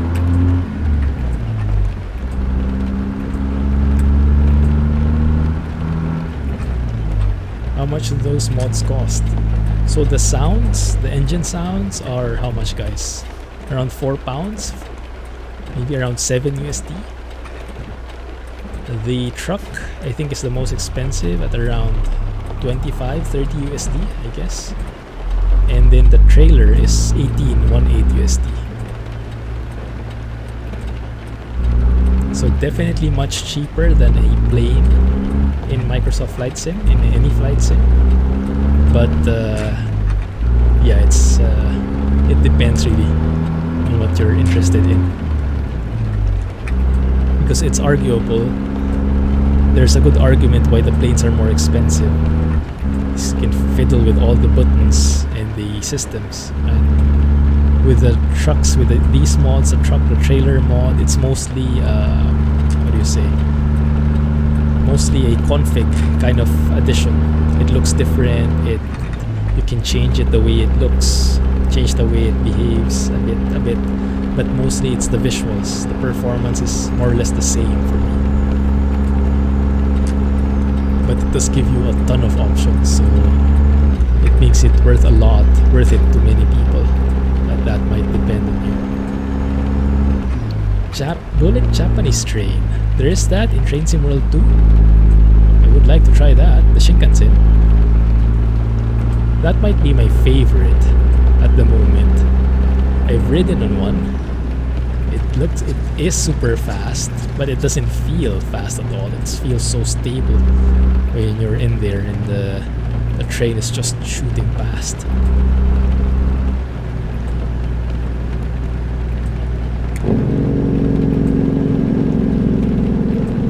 Payware mods for Train Sim World, I think, are the DLCs themselves. Most of the mods are reskins and some free sound mods. Ah, I see. Interesting. Okay. Hey Anthony, thanks for the follow. Appreciate the follow there. Welcome to the stream. And if you're interested, if you're in the mood, feel free to join us in chat for some what should we call this, guys? Healthy banter? Maybe not. Maybe not so healthy. Definitely some kind of banter. There we go. More accurate prices from Alex. Thank you.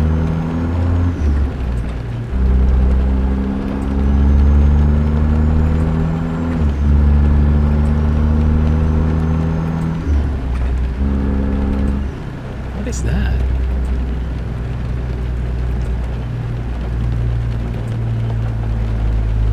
Interesting looking building. Must be some monument or, I don't know, artwork.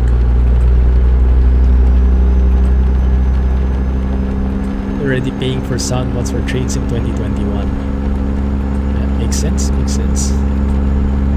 How much are those sound mods? How much do those sound mods go for? Because I know some sound mods for Flight Sim, they're super expensive as well. Like, I don't know, 20 or 30 bucks, I think. Bullet trains are not yet there. Oh, okay. We'll be waiting for it then. No bullet train need refund.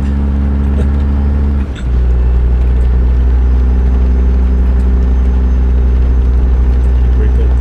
Yes. So yes, I started learning about this turbocharger kind of thing, and it's so interesting because it's amazing how people come up with these inventions. You know, what we have now, it sounds like, I don't know how to describe it, but it's just amazing how we got to this point. How technology has gone so far. I guess that's lots of trial and error. Lots of people being adventurous, being geniuses. Like, they know the concept behind the turbocharger, guys. So, how do you say? Let's start with a normal engine. I think, what do you call it? Naturally aspirated? An engine without a turbocharger. How do you call it? NA, right? I think in racing you call it NA. Naturally aspirated. So it basically means it gets air normally through the intake. Yeah? As we're traveling, it's getting the air. That air is being combined with fuel, and that's the one that's causing the combustion, giving power to the engine. But at some point that air is going to be limited, because if you want more power, you need more air and fuel. To get more fuel, you just put in more fuel, right, from your fuel tank. But to get more air, you have to suck in more air, right? And that's where the turbocharger comes in. And the way they do that is just genius. They're like reusing energy from what the engine is doing already. And I'll go into detail more on that, but let me get back to chat first. Price is $11.99 for each the sound mod. That's not bad. Not bad at all. I'm sure you got your money's worth there. No comment, Alex. No comment. But I must say, the sounds from Train Sim World, at least the Boston Sprinter route that we've tested yesterday, that was pretty good, right? I mean, I'm no expert in trains, but I did enjoy all those sounds that I've been hearing. And for a default content, that is really something. Because normally that would be the last thing that the developers focus on, the sounds. It's great to hear, great to see, great to hear that that level of detail is present. And the same goes for Microsoft Flight Sim. The sounds they have in their default planes is amazing. Even if the systems are pretty meh on the default planes, the sounds are very good. Naturally aspirated, right? And the interesting thing is, all these things are old inventions. Before 1900, oh my goodness. Train Sim World sounds are good, okay, alright. Good to know that I'm not alone in that verdict. So yes, nice to see that these sims know that sounds are a big thing, and they're really putting a lot of focus on it. Same price as Wyoming DLC, yeah. Happy you're here, Moose, and glad to hear that you're having fun. Thanks for sharing with us, and thanks for hanging out with us. Yeah, glad to have these discussions with you. It's nice to have different voices, right? Some people know more about this stuff, some people know more about another topic, and we're kind of all chiming in and combining all our knowledge, all our inputs together. It's great. It's a great time. So yes, naturally aspirated, right? So you get a limited amount of air, and then you can put fuel in, and then you can do you can compress that, and that becomes like a controlled explosion called a combustion that moves the cylinders, and then you get things moving, crankshaft and everything. So you get the engine that connects to the wheels, and the wheels turn, basically, something like that. But at some point you'll get a limit on how much air you're getting. And the idea was, or the problem was, how do we get more air in? And they came up with this turbocharger, this amazing invention. It's genius, because, okay, think of it this way. This is what they do. So let's get back to the naturally aspirated engine, right? So you take air in, you take fuel, you mix it with a bit of fuel, you do a combustion on that. You compress it, and then it kind of does the explosion. And when there is that kind of controlled explosion, there is going to be gases left from that combustion, right? That's the exhaust gases, and that has to go out somehow. So it goes through the exhaust, goes through the pipes, and it gets out of your, do you call it muffler? Goes through the pipes here, right? These two pipes on the side of the truck. That's where they go out of. But before they get to those pipes, they have to go through other pipes, right? There's a whole exhaust system here, right? So that the exhaust gases from the cylinder goes all the way there. So they have to travel at a very fast speed, very strong pressure, all the way to go outside the truck, right? So you can imagine there is a route that takes them, the exhaust gases, from the cylinder all the way out of the truck.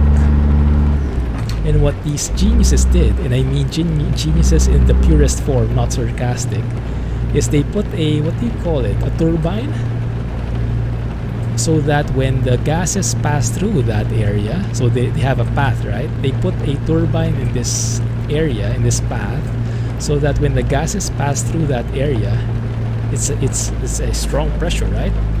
The exhaust gases want to go out. So when they pass through this area, it kind of spins the turbine, because there's strong pressure. They kind of are passing through it, so it spins that thing. And this thing is connected to so this thing is on the exhaust side of things, right? When the exhaust gases are going out, so it's spinning. And this spinning thing is connected to the intake. They connected it to the intake, so that when... One second, I have to focus because I'm going to stall here. So when it's spinning, there is a corresponding connected spinning thing as well on the intake side. So where the air is coming in. So the air that's coming in gets compressed. I'm not sure exactly how that compression works, but the faster the turbine is spinning, the more the air is compressed. That means more air, the air is more dense. So there is more air to be processed. So basically, what they're doing is they're using the exhaust gases to pull in more air.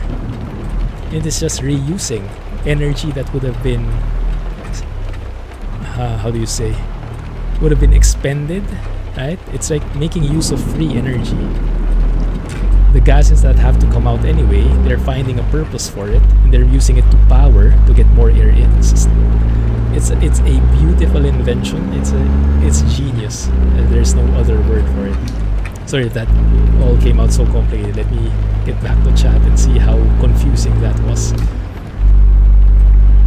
Don't show your nose, Moose. Clumsy as a hair trigger. I'm trying to behave myself, yes. Moose muzzles getting triggered. Being so new to trucks and games, I've learned so much this evening. I'm learning so much from you guys too. It's amazing.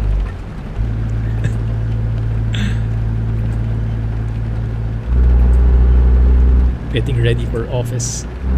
Good. Stop grinding your gears. What gears?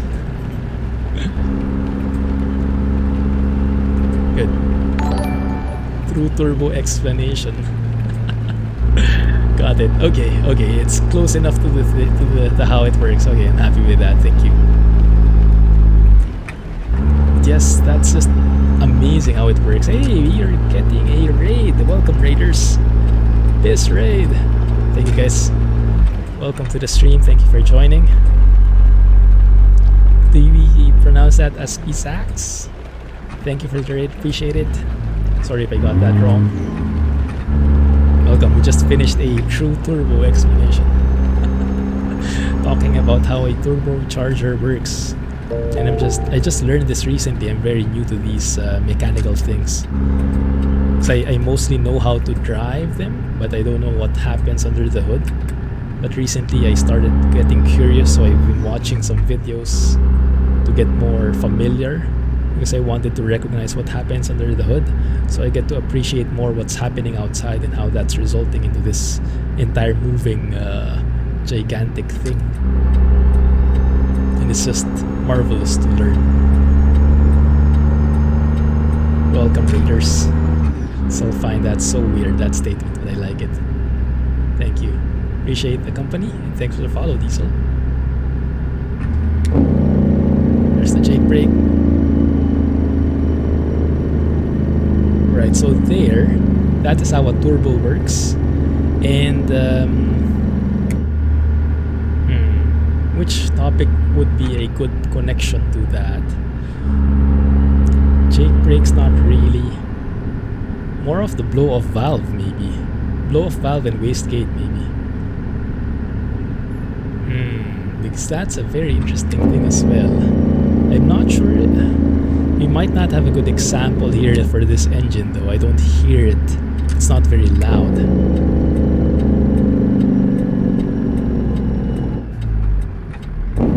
Let me think about it, and let me know if you have what do you say, ideas on how that discussion should go.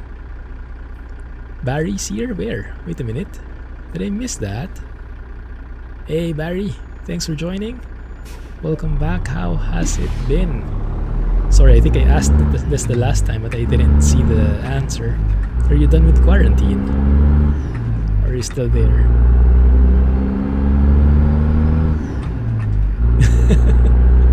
Cool things on your hat. I highly recommend it. Yes, it's an amazing piece of immersive equipment. Track IR. It's a bit pricey in the beginning, but I think it's well worth it, especially if you're into these kinds of sims.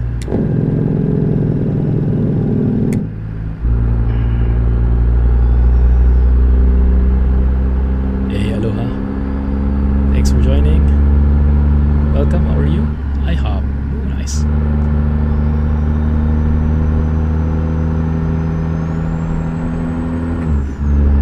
Man, that sounds good. The higher revs, right? Let's go and hear it again.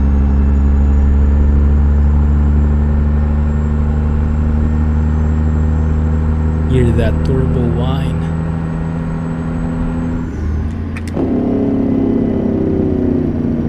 In that jake brake for sure. So what Alex was saying about the 1800 RPM was that turbine spinning because of the exhaust gases passing through. So that turbine that's spinning is going at around 1800 RPM. 1800? Is it 1800? 18,000? Very high, 180,000. Super high, much higher. There you go. There's the link to B4rt's website. Yes, thank you. Where you can buy this trailer if you're interested in it. This is the Max Stepdeck with 30 options for cargo. Is the website new? Am I getting that right, Alex? Because I've never bought anything from B4rt before. This is my first product from him, so I immediately got to the website. Awesome stuff. Thank you for the links. I wish we got a commission from that, huh? From all those things. This version of the website is new. Cool. Yeah, very nice. I like it. Haven't done your quarantine yet. Still need to stay indoors for 5 days. Ah, nice. Great to hear. Yes, you're back in the city where you live. Great to hear, man. Oh, that's cool. Thrustmaster TCA officer pack will arrive today. So the officer pack that comes with a stick and throttle, is it? Is that the package? Man, you'll love flying the A320 even more with that. It's going to be perfect. That's a good question, Alex. That's a good question. What did I do? I don't think I've bought from his website yet, so I unfortunately don't know. The last update I saw from his website was he was still working on it. I don't remember seeing a message that it got fixed already. Yeah, me neither. Maybe not yet, huh? Very tricky how that would work with Russia. I think Russia explicitly doesn't allow PayPal, because I remember... Oh, but where is EVR from? Is EVR from Ukraine? I think he had a similar problem, right? He couldn't have access to PayPal. Hey, Buff. Yeah. Thank you for the raid. Thanks for joining, guys. Appreciate the company.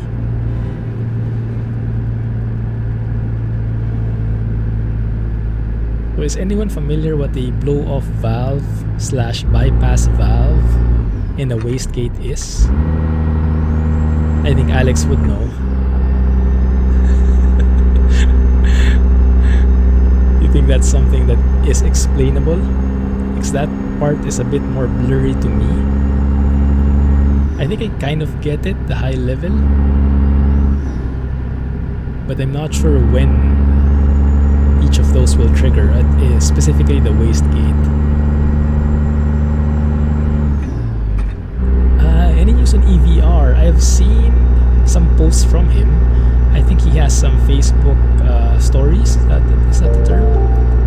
He posts some Facebook stories sometimes of the trucks he's recording, but he hasn't made an official post yet, nor any announcement on products. So I'm not sure. Thanks for the follow, Buff. Appreciate that.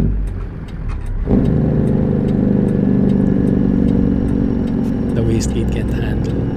Right. It might be. Because from what I've watched, so we talked about the exhaust system, let's say, and the intake system, right? Those are two very separate networks, different, how do you say, flows, different parts of the entire thing. Because one, the exhaust system is taking care of pushing the gases out, and the intake system is responsible for taking the air in, something like that, right? So think of those as two different systems. That's how I would put it. From what I've seen, the wastegate is actually on the exhaust side of things, and the blow-off valve is on the intake side of things. In the video I've seen is when you let go of your gas like so, and you hear that kind of weird sound when you let go of the gas, like on the N14, the crying dog. That might be more the blow-off valve, because it's kind of when you... So let's think of it this way. You're moving the truck, so you're having a lot of air coming in, you're doing a lot of combustion, you're pushing out a lot of air through the exhaust, right? And that's spinning the turbine. Remember the turbine? And the turbine is spinning the intake side as well, so you're compressing more air, so you're hearing the turbo whine, you're getting more power basically. So the turbo is in full effect, right? And you have you're stepping on the pedal like this. And then when you suddenly let go, what happens? Because all of that pressure is still there, but the throttle suddenly closes because you let your foot off the gas. So the pressure on the intake side is still there, but it has to go somewhere. And rather than it going back the other way, like intake goes one way, instead of allowing it to go in reverse, which could I think damage the turbine in the long sense, what they do is they find a way to release that extra pressure, or the extra pressure. So you've built all that pressure up, and then suddenly you close the throttle. That pressure has to go somewhere.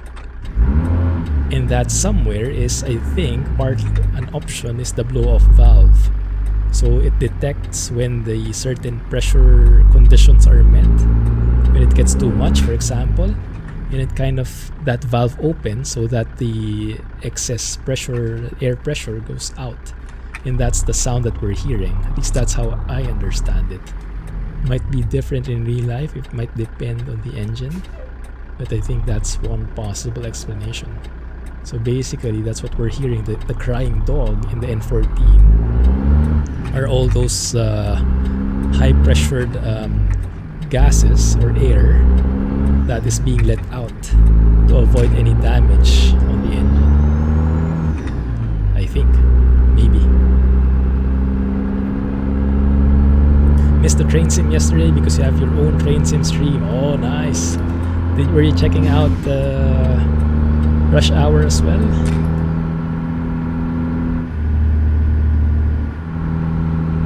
You just noticed the massive Gearshift in truck. I still don't know the reason why they have that. Why it has to be that huge.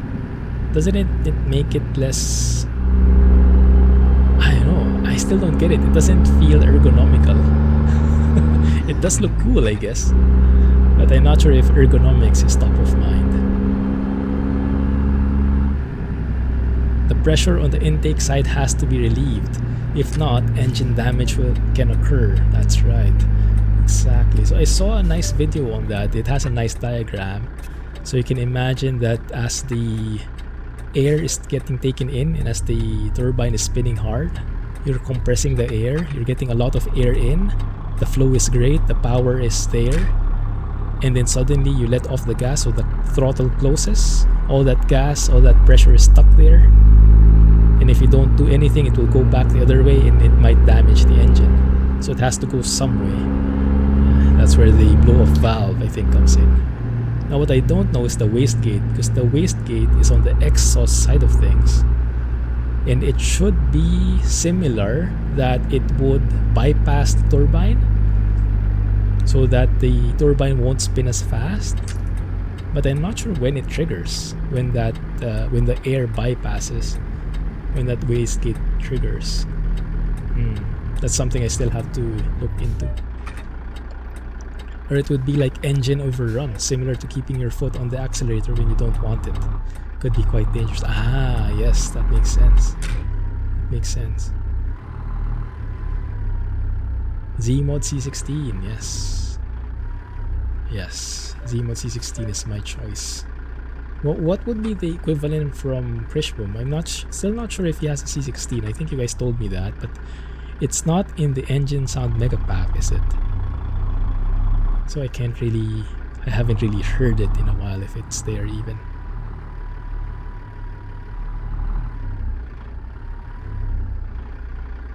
Where's the parking for this guy? I remember this prefab. This is where I tried the infamous double sparking. The rage quit parking. Right? I think so. Trash foam is the best and it's free. Meh. No, they're both good. Yeah, it's just a matter of taste. And it's not universal either. In some engines I like Zeemods better, in some I like Krishboms better. Like for example the Mac R, I think I finally liked Krishboms better. Remember when we had that showdown? At the end of it I was like, I think Krishboms is I think my preferred one, even if it's a bit more muffled and less crisp. It's more balanced and sounds more like a Mac R from what I've heard. But the C16, I'm not sure how Krishboms sound like, but I find it hard to imagine that this can be topped. We'll see. Nothing beats free. Yeah, I guess. To be fair, I don't know. There is kind of a premium feel when you buy something. As I mentioned a while ago, right? When I started buying my games, I started appreciating them more. I worked hard for them. There is that factor, at least for me. When you pay for something, you tend to put more weight, more value in that thing because your hard-earned money went there. So there is that certain factor for me. Where's this location? Somewhere in Utah, Salina. There you go. Let's go and look at the map in a bit. Let's just refill my CG mug here. Exclamation point merch. You guys want your own mug? Sorry, had to plug that.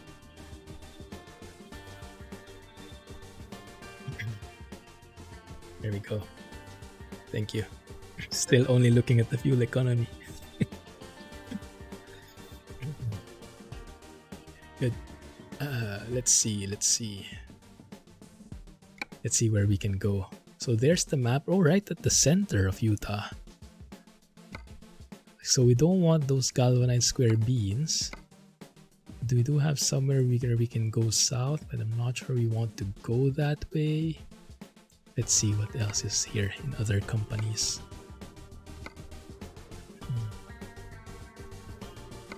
I do want an interesting, different trailer, a different cargo. So we have round bales, lots of farming equipment here, tractors, grain augers. Is that the one that you put on the... No, auger is...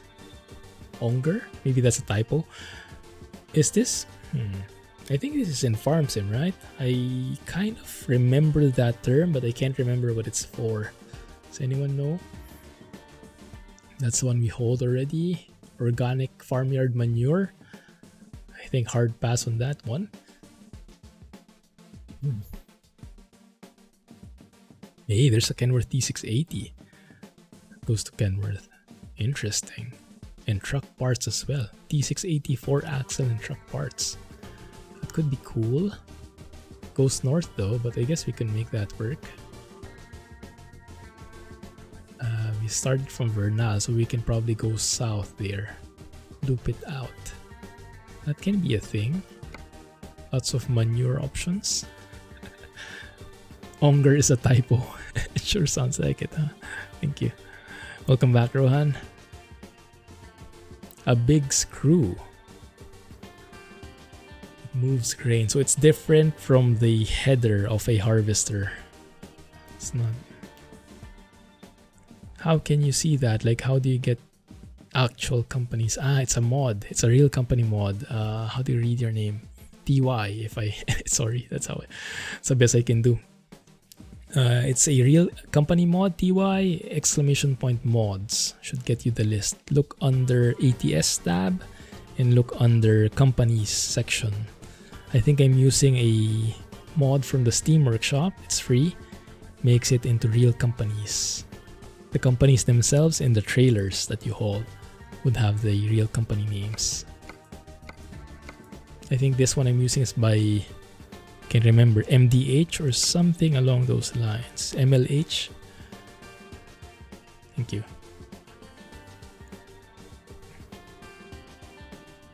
The whole who has the best fuel economy. Yeah. It's all, but it's only one side of the equation, right? You can be having a low fuel economy, but you're not really hauling anything. So at the end of the day, you're not earning anything. So I would rather look at the profit. But yes, I understand. It's very tempting to look at those numbers, but it can be quite misleading.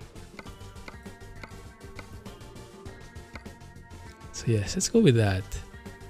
T680 I think is the most interesting load here. Krishboom campaign. 1 sec. Yeah, Mac R. I would vote for Krishboom too. You guys influenced me. Sure thing. Which one? The mods list? Oh yeah, my pleasure. It's a bit of a selfish thing. Because I also use that myself, the mods list. I use that when I'm looking for updates to the mods I'm using. I use it when I forget something. It's very useful also for me. So no worries at all. Happy to share it. You like SCS? Ban that guy. Oh wait.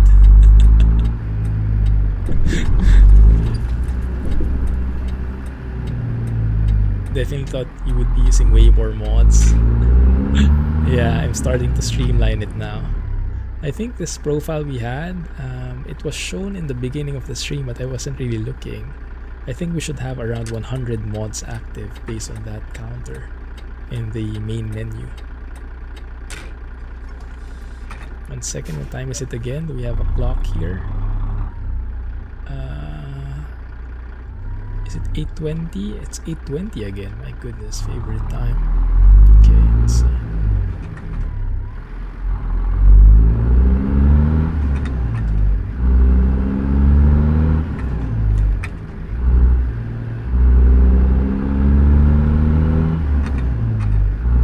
It's a meme to compare. Now, which one? The Critch Bomb campaign? First time I heard of it. Interesting. We've been stuck in 362. Haven't checked out and tested out Krishboom's Mac E9. The V8, yeah, very nice. Not sure which I like better. His was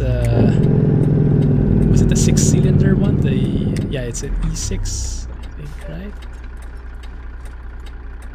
But I'm not sure how many cylinders that is, but not V8. So which one sounds better? But I think the non-V8 version is more accurate for a Mac car. I think that's the real sound of a Mac car from what I've been hearing. I think this V8 version is more for a different Mac truck, and it just added compatibility for a Mac car. At least that's how I understand it. So it might sound good, but not very realistic if you're looking for realism. Loads of mods. Yeah, that actually got streamlined a bit already. I disabled a lot because not all the mods are getting updated. So, oh my goodness, the Bitmaster. Thanks for those dangly bits, Patrick. Appreciate that, man. Goodness, how many is that? 500. Beautiful dangly bits. GG. Don't say it. Too late. Too late. Might have said it more than once even. And I regret it. Yeah. Sorry, the one I missed that. Thanks, Alex, for asking. Yeah, most of it is one-time purchase and the updates are free, although you have to look very hard because it really depends on the mod author. we have some payware mods which require payment for updates. I don't really like that model, but it's the way it is, so you'll have to look for each one. Depending on who you're dealing with, they might have different terms.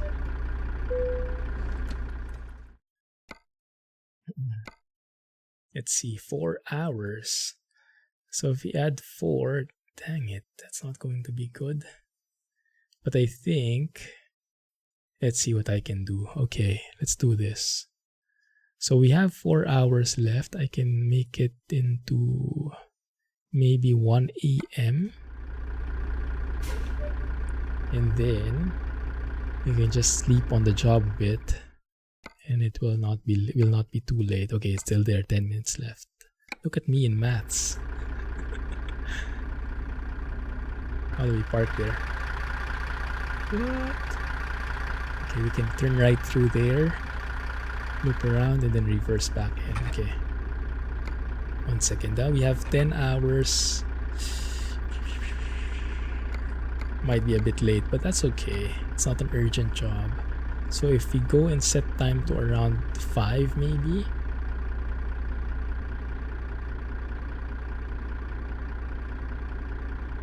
Still not, but maybe when we load up we'll have some sunlight. We'll see. Mouse Guy said DAF XG engine was done well by SCS. Just messed up in Fmod. Who is Mouse Guy? Sorry, I don't think I know him or her.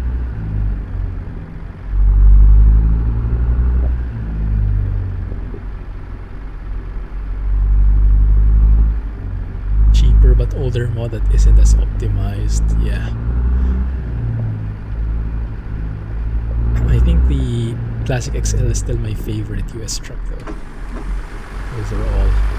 It just has a very different feel to it.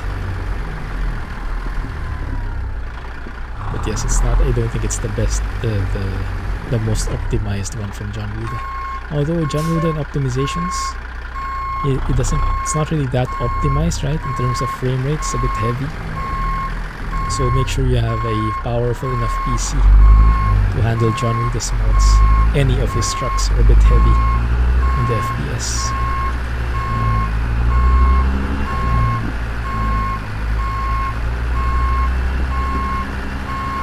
What's up guys, huh? You see the chat moving? I'll get back in a bit. Just lining this up.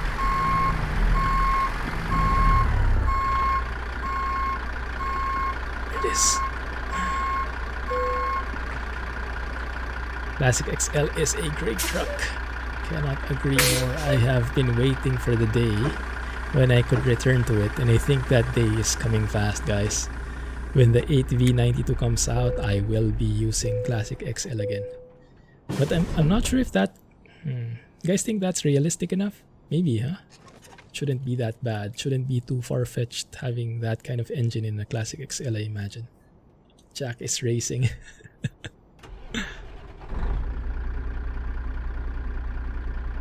Forgot his name. He's Russian. Who was that, Syllabones?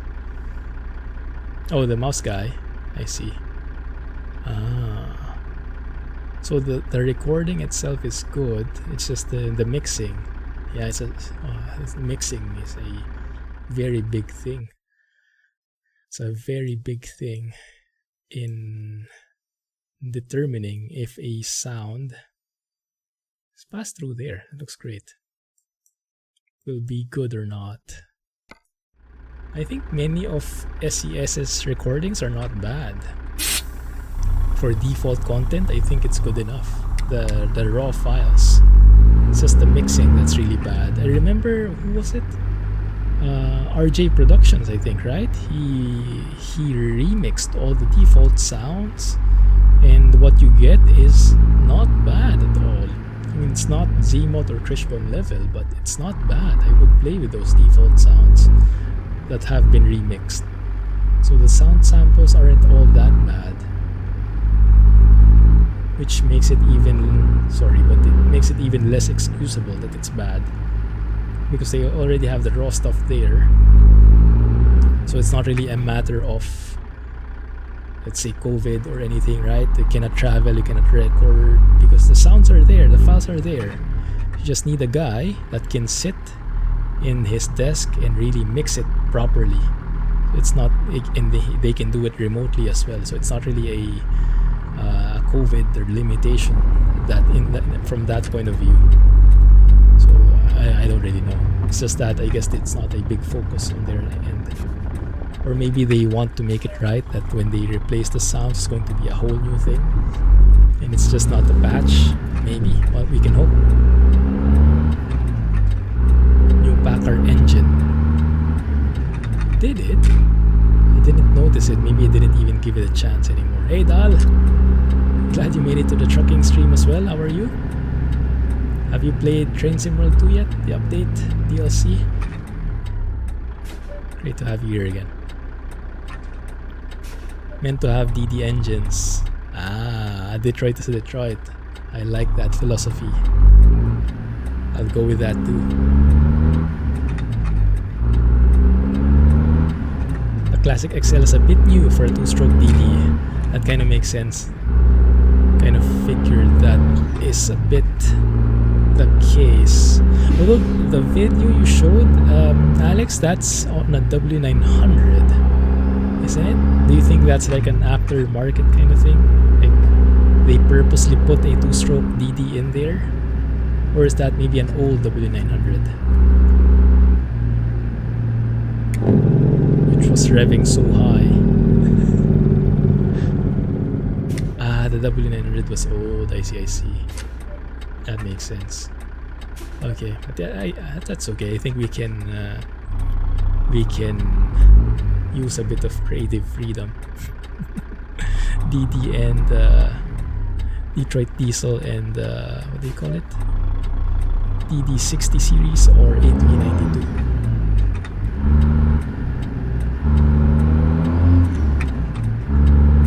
Looks good.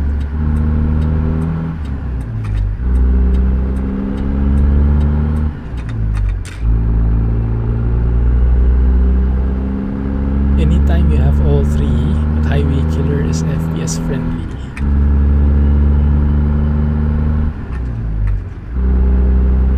Oh, okay. Highway Killer is the W900. Ah, okay, that's the most optimized. Right. Nice. Dal says it's a silly game. Hey, Luna. Hey, been a while. How are you? Thanks for joining. How have you been? Welcome back.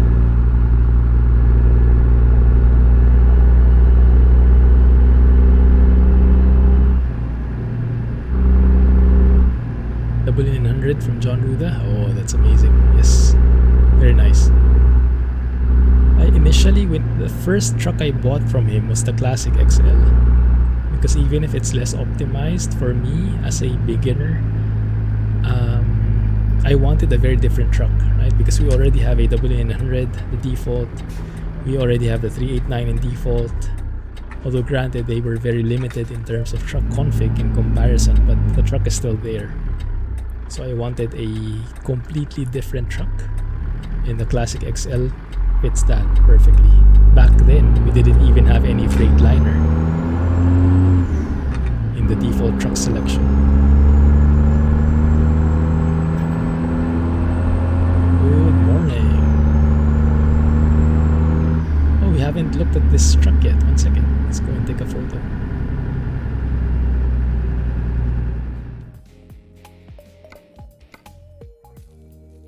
$1961 W900s. Oh my goodness, has it been that long? 1 second. Okay, let's have a look here, guys. How does this load look like? Oh, not too shabby. We have a truck there, 8x4 looks like, right? 8x4 chassis. And then we have some truck parts here. Quite nice. It's a bit more pampered than the usual, what do you call it again? The truck on truck on truck trailer. The thing where you have 3 cabs connected to each other. It looks so unstable, but it works somehow. This one is a bit more pampered. He's traveling solo. You can go with that. Alright, Dewan. Have a good one. Sorry. It just fit. feet hauling a Kenworth. True. True. Trader. Ooh, right. Very nice.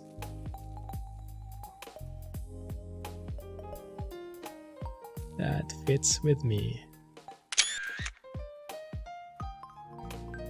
Welcome back, Geek Squad. Glad you made it back.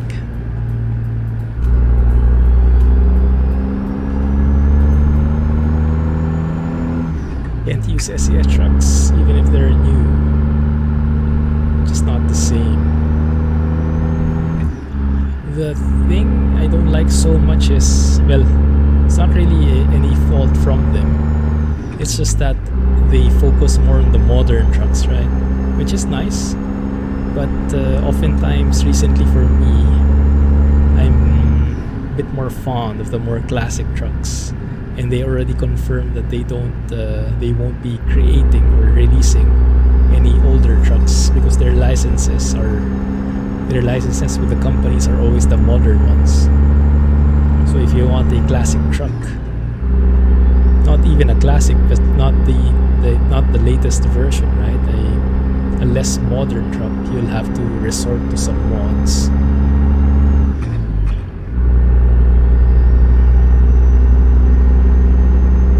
It is, Scotsman. Very helpful for photo studio. Old stuff is just way cooler. Definitely agree there. Yeah, has more soul in it. I think I might have a different point of view when it comes to real life. I think Alex would have the same thing, right? You prefer old stuff, classic stuff in the game and in real life. For me, I think in real life, I like the creature comforts of the modern, modern vehicles, maybe, modern things. But in the game, I like the appeal more. Definitely a lot more soul in the older trucks, in the older vehicles, in the older planes. It's just, maybe that's a wrong assumption on my end. They're less comfortable in my point of view. But maybe if you customize it enough, then it's not really that way anymore. You can get the comfort and still the classic touch. Maybe. Man, these cliffs really from Utah. So good. Posted some TSW mods. Goodness. Thank you. Probably not ready for it yet, but maybe I will get tempted enough. Thanks, I'll have a look. Mods for the rain and sky. Oh, okay. Sold. Is it simple to install mods in Train Sim World? Is it prone to incompatibilities as well? You had Jack in mind when you typed that. You're saying Jack is cool. Cooler. That means I'm saying he's old. 1 second. No comment. He's just old. There you go. At least I can wash my hands a bit from there. Yeah, and he can't complain because he's racing at the moment. Perfect.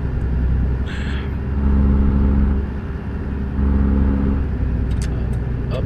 Almost missed my turn.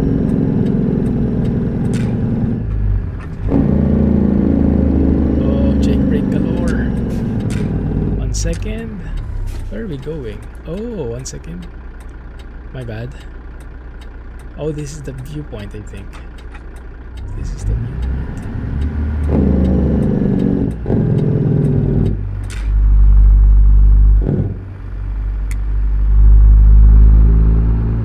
Won't see anything. Just keep your eyes closed.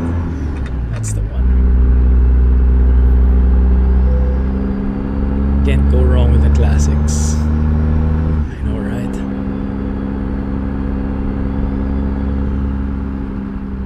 Posted instructions, awesome. Thank you, Scotsman. Have a look. Perfect content for trains. Hey, AJ.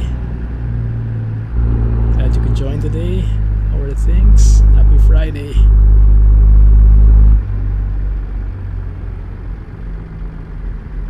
Let's see what this viewpoint's all about. Oh, I think we can see what it's all about. Looks great.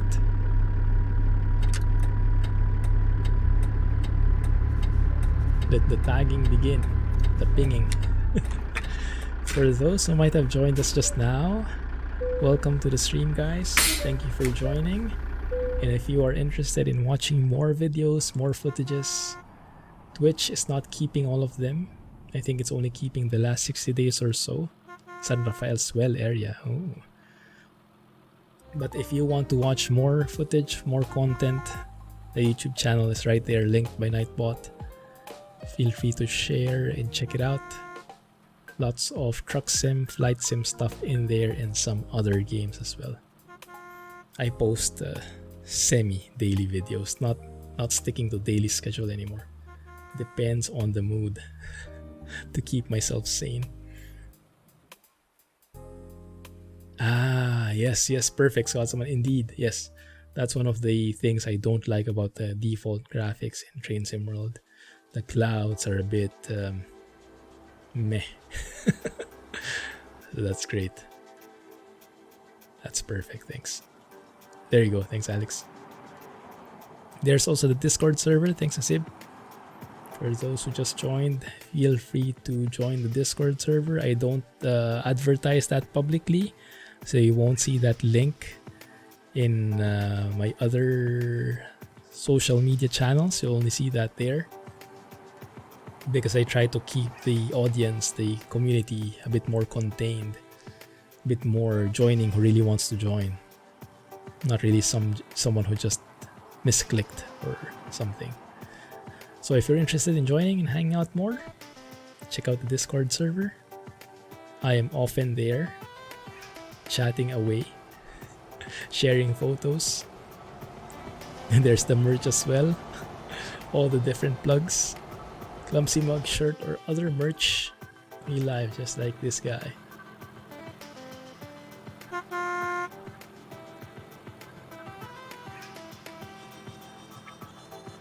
Speaking of Clumsy mug, I miss my Clumsy mug in game. We previously had that, if you guys remember, from NL. It's been a while since I've used that. Yeah, the NL add-on. We even had a CG hanging thing before.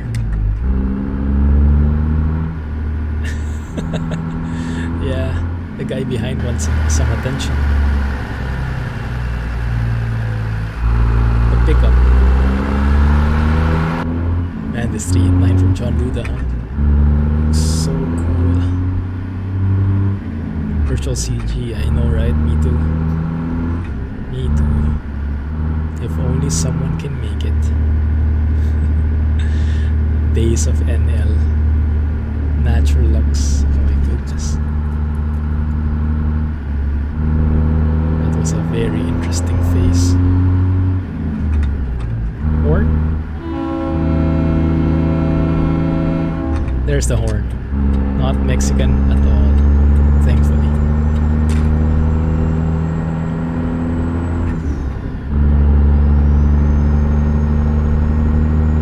Decent horn indeed. I guess that's from Zeemod as well.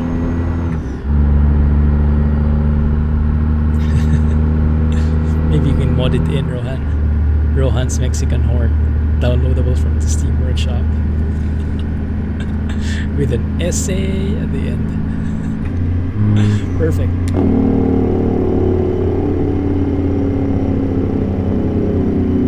Train horns for the win. Mexican horns for the bin. Oh, I like this one. I like the textures there. Very nice. Yeah, that's the perfect sound for it. Give that one to Arc. Man, this looks great. Oh yeah, sorry. Don't remember this route at all. I'm liking the textures. even though there is some pop-in issues. There are some pop-in issues.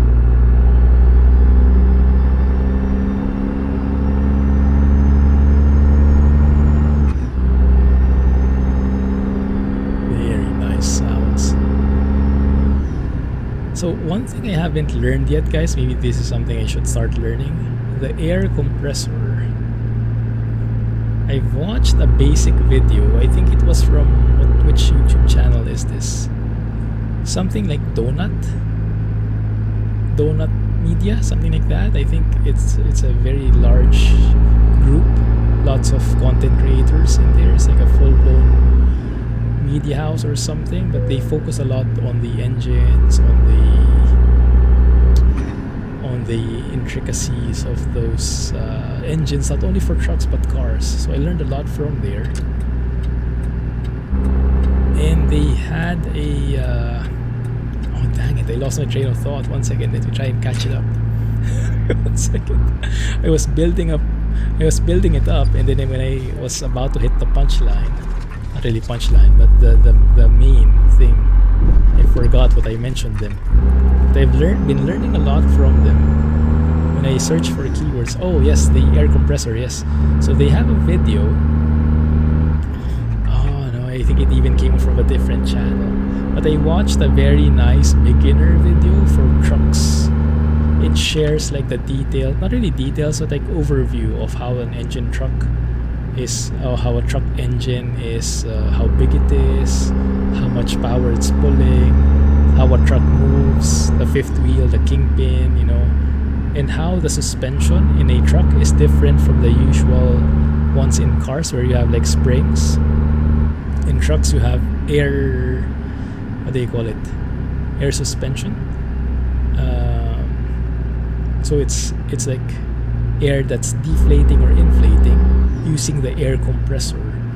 But the compressor itself, I have not studied yet how that works or how it sucks in air. If that's connected to the engine or whatnot, I guess so. Air compressor, airbags, there you go. I didn't know that was how it worked. I was imagining that the truck had springs the same way as the cars have. I didn't know that the suspension was all like airbags and whatnot. Why don't we see that here? Is that, I guess, hidden in the undercarriage or something? From that point of view, it looks it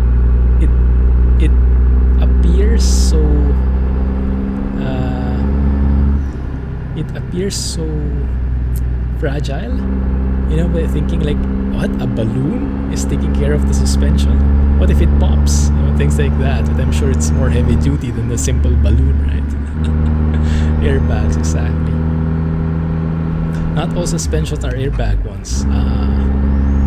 So it also depends on the truck. Not all trucks have it, or maybe the older ones don't. I'm not sure.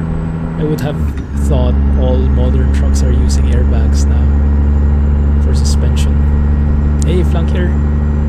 Thank you for joining and thanks for saying hello. How are you? Most trucks have some springs and some airbags. Some have full airbags. Ah, okay, I see. So it's not all the trucks, because I think this channel, this video I watched, it was more looking at a Peterbilt. Was it a 579? I think so. Definitely a modern truck. And it was, I think it had a tie-up with them, so it was like featuring what that truck has specifically, and there it showed the airbags for the suspension, and that's how they could control the elevation of the truck, right?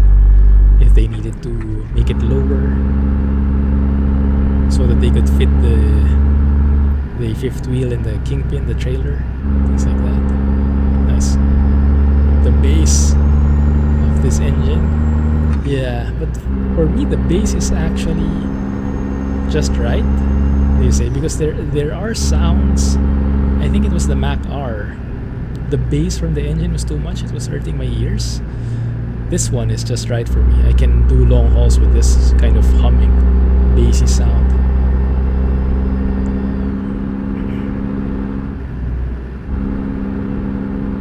bad English? Not at all, man. Not at all. I can understand you perfectly. Thanks for joining. American truck as well. Big chances it's mostly springs. Testing something, no worries. Alex just said something about you. No harm, no foul. Testing something in racing, why not? Wait, what? I mean, oh no.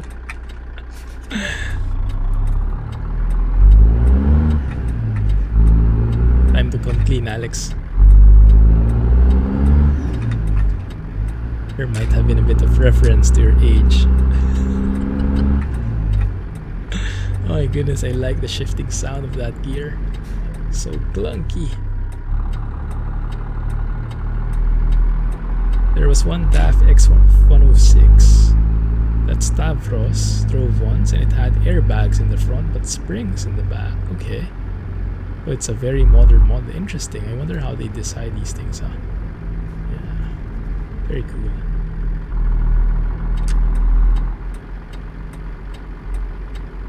Me? Unfortunately not. Clunkier. Spanish or Finnish? I know just a teeny tiny bit of Spanish. Not enough to converse. And Finnish, not at all, fortunately. But we can try. And then we can always try and revert back to English. Let's see. Hablas Español. Mrs. Clumsy would know more than me. Is that something like, do you speak Spanish? 1 second. She's signaling. Sí. Habla speak. Hablas speak. Speak. Okay. Okay. You speak Spanish. Okay. Thank you. Coaching from Mrs. Clumsy.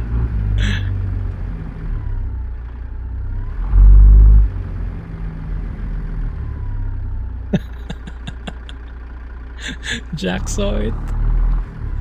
Jack saw the messages. What is this? Full-blown igloos here. Interesting. Why doesn't this place look familiar? Oh my goodness. I think we're back to the goldfish memory discussion. This feels all brand new, like I'm exploring a new DLC. Alex has left the chat. Nice.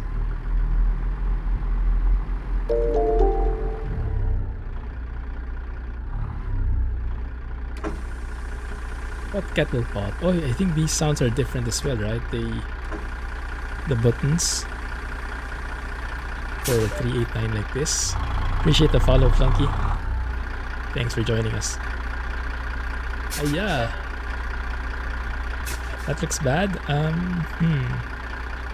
Might need the rest of the time here in the stream. We have 6 minutes left, so I guess we can kind of... Ay, that's ugly. No. Yeah, that sound. Babis mentioned it might be the air compressor, right? The safety valve or something.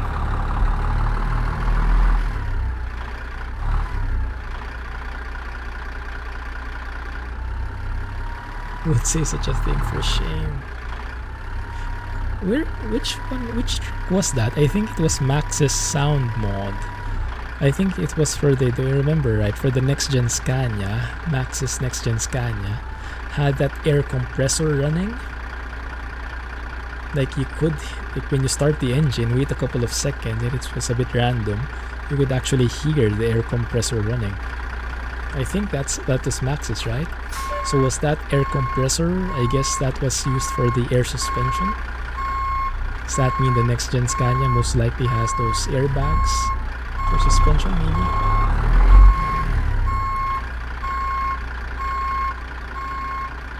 Might have hit something.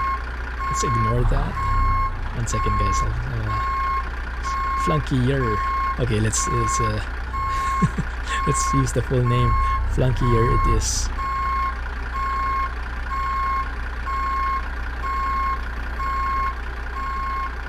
Stream extend.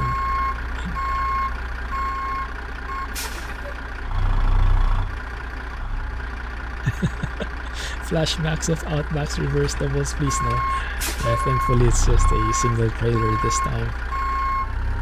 Single well-looking trailer.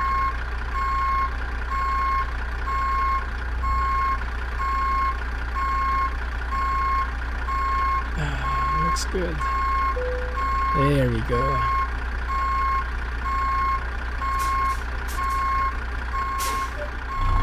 Let's straighten it out. Air compressor. I'm connecting things. Air compressor is used for the airbags.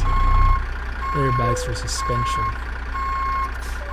Yeah, because when I hear about airbags, the first thing I relate it to is the airbags for the safety. You know, the seat belts, airbags, and not really for suspension.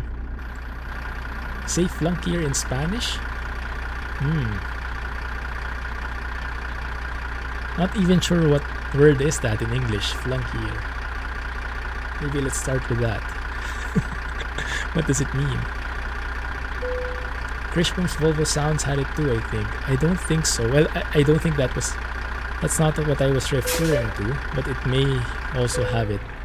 Yeah, might be. It's been a while since I've driven it. Heavy truck mechanic very soon. Yeah, it's just amazing learning about these things, right? Makes me appreciate it a bit more. 3 minutes late, $10. It's like a toll gate, toll expense. No problemo. Flunky is better. Late, bro. Yeah, the fan. What is that? The fan sound. But I think that fan is different from the air compressor, right? The fan is for cooling the engine. It's not really for building up that air pressure. Installed airbags on your... It's raining again. What? It's like the rain is trying to catch up with all the rain that was missing from our previous streams. It's amazing. Intercooler, I think it is.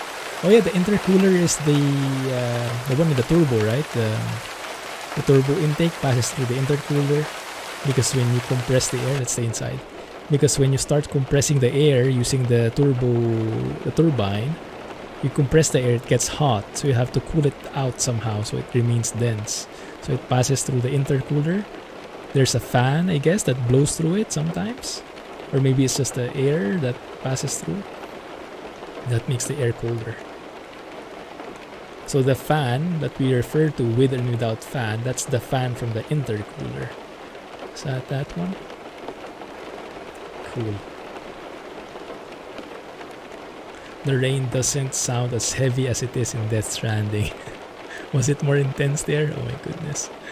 Alright. I think we'll leave it here, guys. Lots of new mysteries, lots of new questions, but lots of new understandings as well, as always. So thank you for sharing your knowledge. Thanks for hanging out, and yeah, just having a great time. So many mods you've missed. Yeah, glad you joined, Moose. See you there in Discord. See you guys in Discord, and yes, we'll see if I can record a World Tour episode over the weekend.